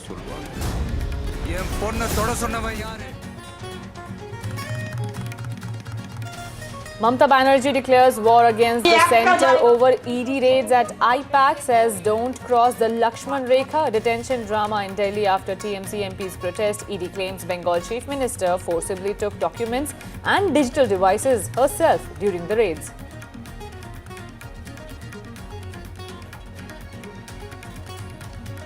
Maharashtra's civic poll war brings the Pawar Parivar together. Supriya Sule and Ajit Pawar to unveil NCP manifesto in Pimpri Chinchwad tomorrow.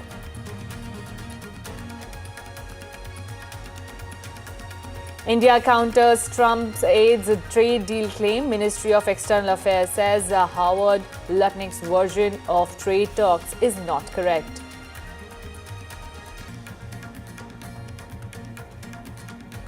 Iran Supreme Leader asked Trump to address problems within his own country first. This after the US President warned Tehran of severe consequences of crackdown on protesters continue.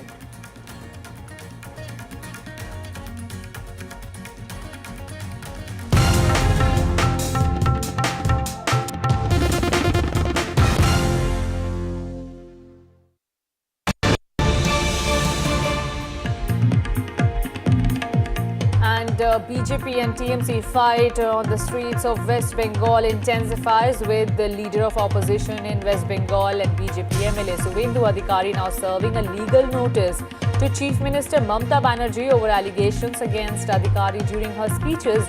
He also warned to file a defamation case if no response is received within 72 hours. Today, Chief Minister Mamata Banerjee, in a desperate attempt to divert attention from an ongoing ED investigation, made absolutely baseless defamatory allegations against me. That's what Mr. Suvendu Adhikari said in his post on social media at X, while stating that a legal notice has been sent to West Bengal Chief Minister.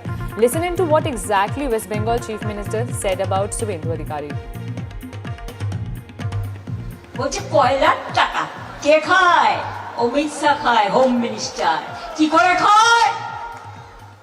গদ্দারের থ্রুতে টাকা যায়। গদ্দার adopted সন হয়ে গেছে। গদ্দারের থ্রুতে টাকা দেয়। সাথে আছে এক জগন্নাথ। জগন্নাথ ধামের জগন্নাথ নয়, পুরীর জগন্নাথ নয়, বড় ডাকাত জগন্নাথ বিজেপি। জগন্নাথের থ্রুতে টাকা যায় শুভেন্দু অধিকারীর কাছে, আর শুভেন্দু অধিকারীর থ্রুতে টাকা যায় অমিত শাহর কাছে।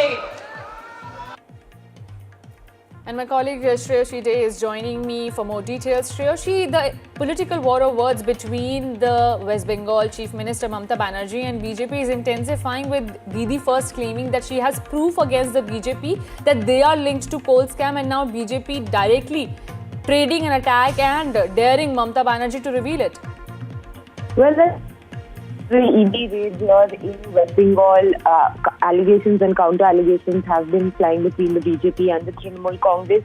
Now, leader of the opposition and BJP MLA Shiv Aroor has served a legal notice to the Chief Minister of West Bengal, saying that if she doesn't give supporting evidence to all the statements that she's been making regarding the alleged coal scam, where she has linked also BJP leaders, including Home Minister Amit Shah and Shubhendu Adhikari, to be beneficiaries of this illegal coal pilferage.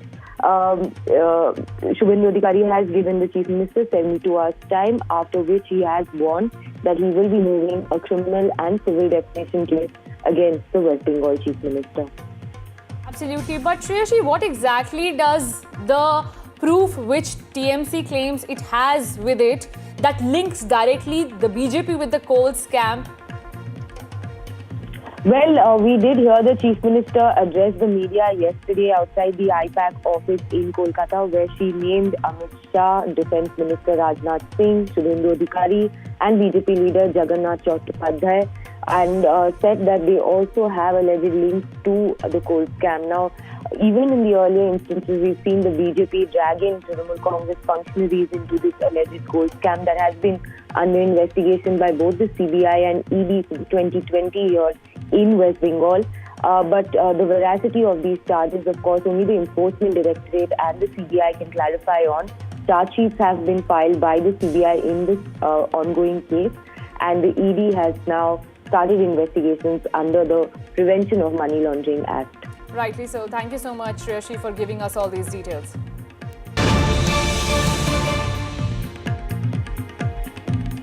The political battle between Karnataka and Kerala intensifies, with language row now brewing between the two southern states. Karnataka Chief Minister Siddaramaiah has written a letter to Kerala Chief Minister Pinarayi Vijayan expressing serious reservations over the proposed Malayalam language bill. Remember, this bill seeks to mandate Malayalam as the compulsory first language even in Kannada medium schools, which the Congress party in Karnataka has objected to. And now Karnataka Chief Minister himself writing a letter to Kerala Chief Minister calling the bill unconstitutional and saying that if this bill is passed, then the Karnataka government will mull on any constitutional right they have to challenge it. My colleague Ritu is also joining with more details. Ritu, do tell us about what other allegations or maybe attacks have been trained by the Karnataka Chief Minister. Well, as you rightly pointed out, you have Karnataka Chief Minister Siddaramaiah taking this forward, what that we've been saying post the Kerala government basically deciding to propose a bill over mandating Malayalam in the schools. Basically, now you have Karnataka Chief Minister saying that it is quite concerning matter as well for the linguistic minorities who reside in Kasargodu region. But remember, he's also there in trying to highlight that majority of them remains to be Kannada-speaking people, and it is quite an unconstitutional move that the government has really planned it. And if the governor basically of Kerala should not give a green signal for this bill, which is quite concerning and also is a violation on those levels with various articles, is what has been stated by Karnataka Chief Minister. Now needs to be seen with elections approaching in the Kerala, whether it is purely a political stunt or else the Kerala government really means to do what they really want to do it, because there are more than 200 schools as well in this particular region which again studies Kannada as a main important language. How it is really going to take it forward, how the government is really going to take it forward, that remains to be seen. Absolutely. Will we see a court battle between Karnataka and Kerala remains to be seen. Thank you so much, Ritu, for all these details.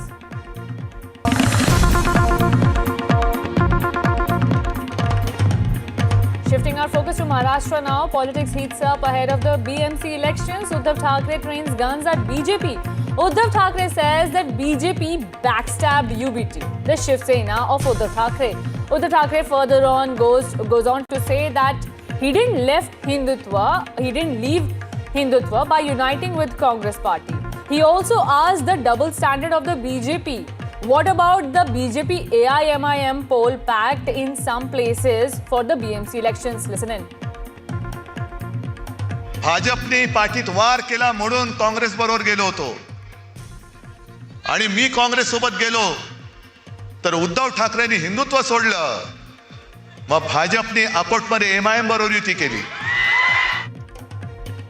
And my colleague Abhishek Awasthi is joining me with more details. Abhishek, the political war of words between UBT and BJP intensified. Do tell us more about it.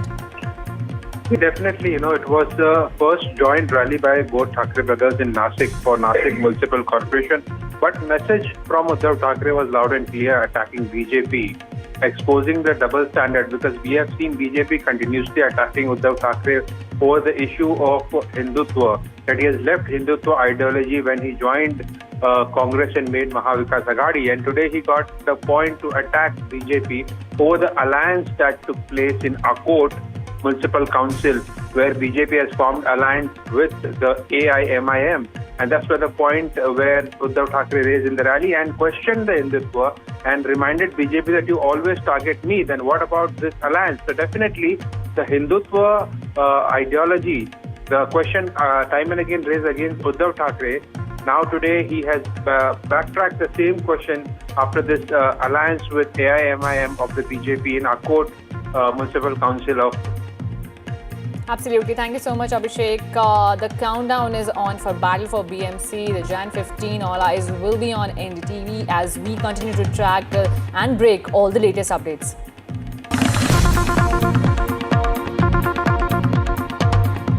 Now, the Delhi Chief Minister Rekha Gupta has responded to social media criticism. Delhi Chief Minister, while speaking in Delhi Assembly, said, "They make fun of me as I am the woman Chief Minister. They make cheap comments on me." And in a very humble way, the Chief Minister said that anyone can make mistakes while speaking, hence one should not be targeted for it. Listen in. मैं अध्यक्ष जी कहना चाहती हूँ, मैं, मेरे मंत्री, मेरे विधायक, हम सब लोग लगातार दिल्ली की सड़कों पे काम करते हुए दिखाई दे जाएंगे. लगातार दिल्ली की जनता की सेवा में हमें आप कार्यरत देख लेंगे, क्योंकि हमारी सरकार अकाउंटेबिलिटी की सरकार है. परंतु मुझे थोड़ी तकलीफ है, इन लोगों को 24/7 एक महिला मुख्यमंत्री काम करते हुए अच्छी नहीं लगती. उनको तकलीफ होती है, सहन नहीं होता. कभी वो सम्मान को ठेस पहुंचाने वाली कुछ बातें कहेंगे, फिर कभी घटिया कमेंट करेंगे, फिर बेबुनियाद इल्जाम लगाएंगे, फिर कभी शब्दों को पकड़ेंगे, कहेंगे AQI को AIQ बोल दिया. आज भी बोलेंगे कुछ, अभी मेरी पूरी स्पीच देखेंगे, उसमें से निकाल के लाएंगे. इनको अच्छा नहीं लगता. एक महिला वो राज्य चला रही है, दिल्ली जैसा, रोज इतने काम कर रही है. Slipping into a very short break. Don't go anywhere as we continue to track more latest details.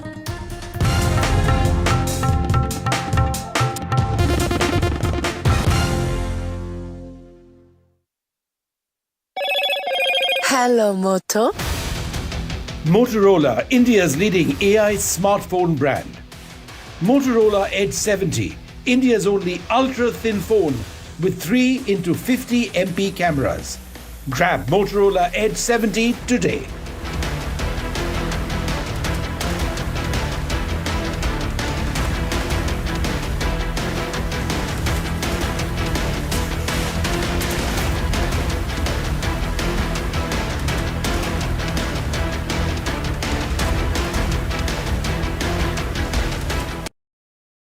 A very special moment for us as we announce NDTV Master Stroke, the NDTV Art Awards. NDTV presents the Master Stroke Art Awards, an odyssey of creative brilliance where the masterpiece meets its ultimate recognition. NDTV bringing this subject forward would have a great integrity of putting it forward where people could understand the importance of art. This award that is being started, I'm sure is going to be amazing.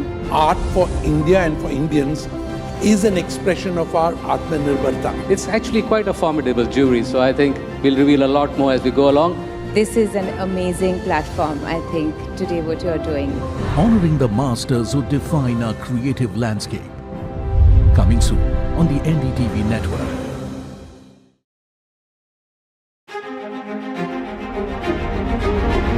Every winter, the World Economic Forum at Davos becomes the world's thinking room, where power, policy and purpose converge, where the future is examined and reimagined. In January 2026, NDTV will be at the heart of this conversation. NDTV Ignite at Davos, this January on the NDTV network. The front lines of Kargil, the fury of Operation Sindhu, so many attacks, the chaos and cries of disaster zones, to fighter jet cockpits, and the world's most defining interviews. It's incredible. He has seen history break. Live, unfiltered. 20,000 hours of live broadcasting. Welcome to Left, Right and Centre. Hard facts. War-struck country. Hard questions. In the Ukraine. 30 years of trust. In the Kargil area. North Ukraine. In France. In Italy. At Srinagar. In France. Vishnu Shom for NDTV. Vishnu Shom. Only on NDTV. Pulling us into this country. They argue, I conclude. They deflect, I drill down.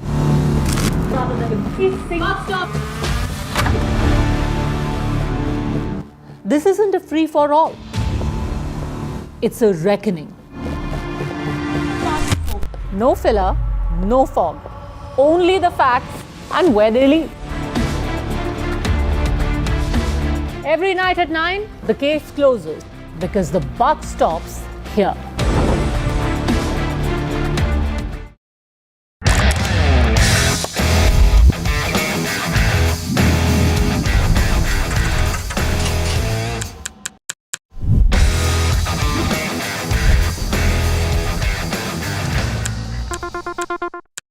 "21 days in Kashmir. People have bombarded me, friends, with requests for an unfiltered list of things I saw and observed on the ground. Very special ground report from the line of control. There were some children who've lost limbs in the shelling.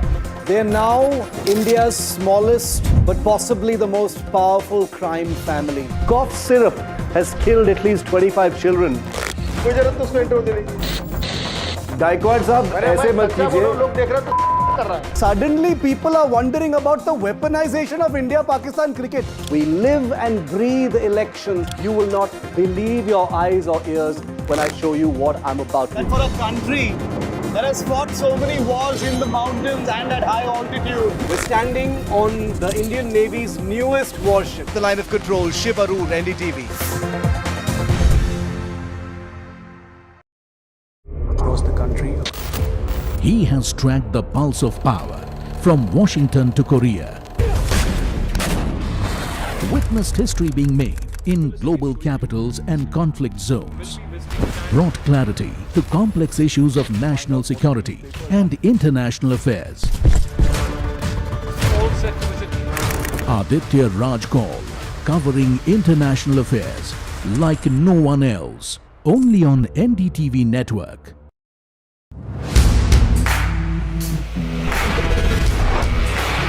Alright team, our new order show is ready. Now we need a promo. Something cool, something sharp. Well, I'm sure we'll be having outstanding reviews, solid suggestions, expert advice, the latest trends. It's a lot simpler. We'll help people make the right auto decisions. It's got the cool stuff, geeky stuff, serious stuff, all of it, so that you can discover, decide and drive. I'm Siddharth Sharma and I am your Automate.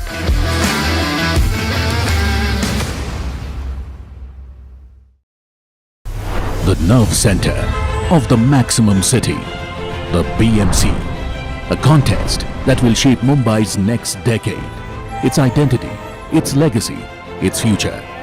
NDTV brings you the battle for Mumbai, asking who will hold the keys to India's richest civic body and what would it mean for Mumbaikars. BMC Power Play, only on the NDTV network.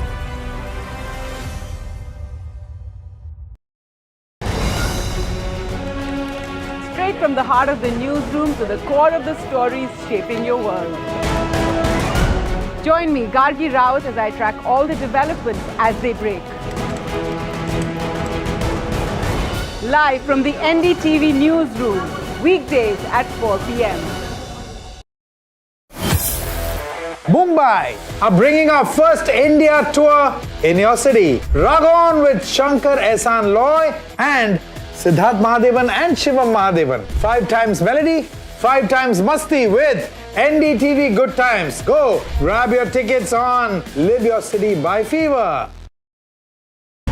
I don't sugarcoat.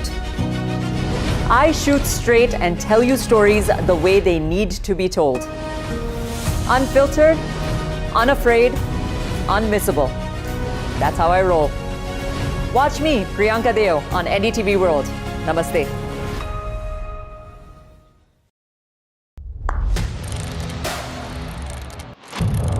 What seems settled for me is unfinished business. So I rewind. I pause. I reflect. I dig until what's buried stands up to be counted. Breaking ground, not just headlines, the meaning behind them. This is Breaking Ground with me, Vedika Sood. A very special moment for us as we announce NDTV Master Stroke, the NDTV Art Awards. NDTV presents the Masterstroke Art Awards, an odyssey of creative brilliance where the masterpiece meets its ultimate recognition. NDTV bringing this subject forward would have a great integrity of putting it forward where people could understand the importance of art. This award that is being started, I'm sure is going to be amazing. Art for India and for Indians is an expression of our Atmanirbharta. It's actually quite a formidable jury, so I think we'll reveal a lot more.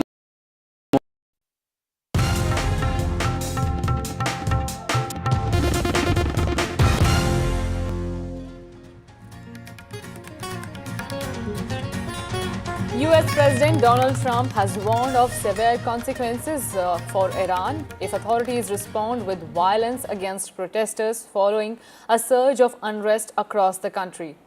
Mr. Trump today threatened to take severe actions if Iranian authorities start killing people who are protesting, warning that Washington would hit them very hard. Trump had said this in an interview. The supreme leader of Iran, Ayatollah Khamenei, has hit back at Trump, saying he should focus on his own country. On that note, we are slipping into a very short break. Do continue to watch NDTV.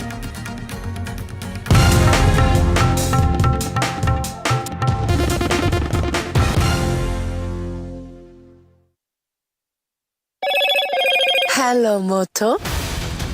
Motorola, India's leading AI smartphone brand.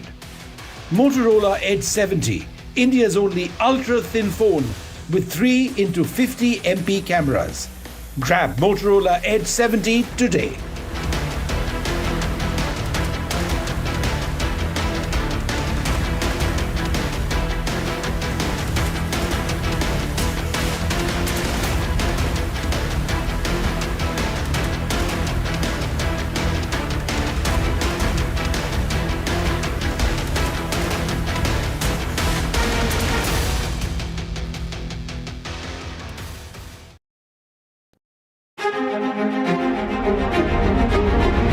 Every winter, the World Economic Forum at Davos becomes the world's thinking room, where power, policy and purpose converge, where the future is examined and reimagined.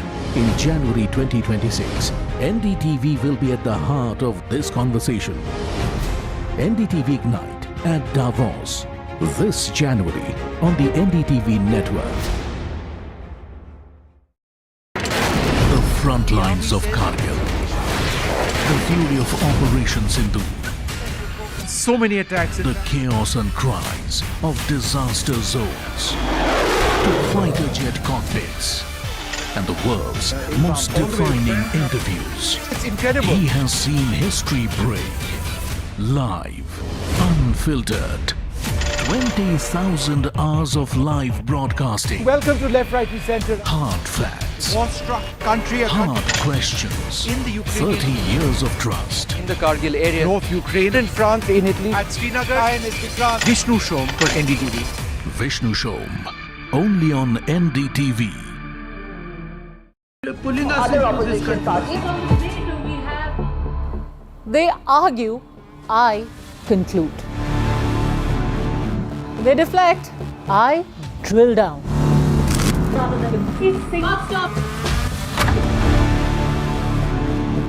This isn't a free-for-all.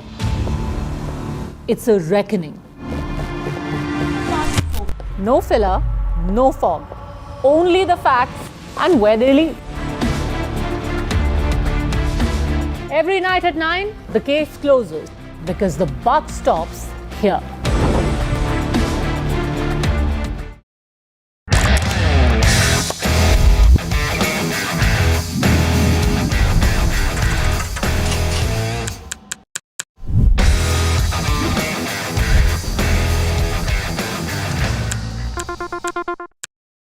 "21 days in Kashmir. People have bombarded me, friends, with requests for an unfiltered list of things I saw and observed on the ground. Very special ground report from the line of control. There were some children who've lost limbs in the shelling. They're now India's smallest, but possibly the most powerful crime family. Cough syrup has killed at least 25 children. Gaikwad sahab, aise mat kijiye. Suddenly people are wondering about the weaponization of India-Pakistan cricket. We live and breathe elections. You will not believe your eyes or ears when I show you what I'm about to do. And for a country that has fought so many wars in the mountains and at high altitude, we're standing on the Indian Navy's newest warship, the line of control, Shiv Aroor, NDTV. Across the country. He has tracked the pulse of power from Washington to Korea. Witnessed history being made in global capitals and conflict zones. Brought clarity to complex issues of national security and international affairs. Aditya Raj Kaul, covering international affairs like no one else. Only on NDTV network.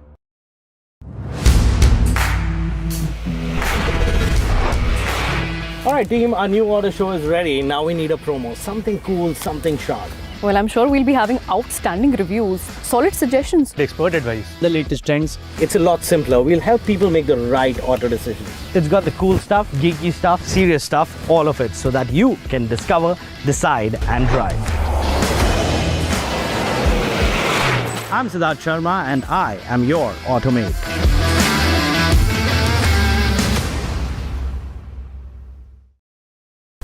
The nerve center of the maximum city, the BMC, a contest that will shape Mumbai's next decade, its identity, its legacy, its future. NDTV brings you the battle for Mumbai, asking who will hold the keys to India's richest civic body and what would it mean for Mumbaikars. BMC Power Play, only on the NDTV network.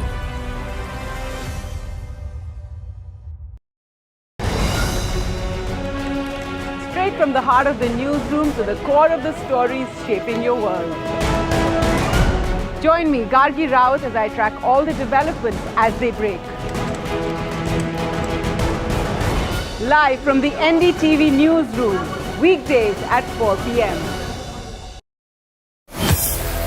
Mumbai are bringing our first India tour in your city. Ragon with Shankar Ehsan Loy and Siddharth Mahadevan and Shivam Mahadevan. 5 times melody, 5 times masti with NDTV Good Times. Go grab your tickets on Live Your City by Fever. I don't sugarcoat. I shoot straight and tell you stories the way they need to be told. Unfiltered, unafraid, unmissable. That's how I roll. Watch me, Priyanka Deo, on NDTV World. Namaste.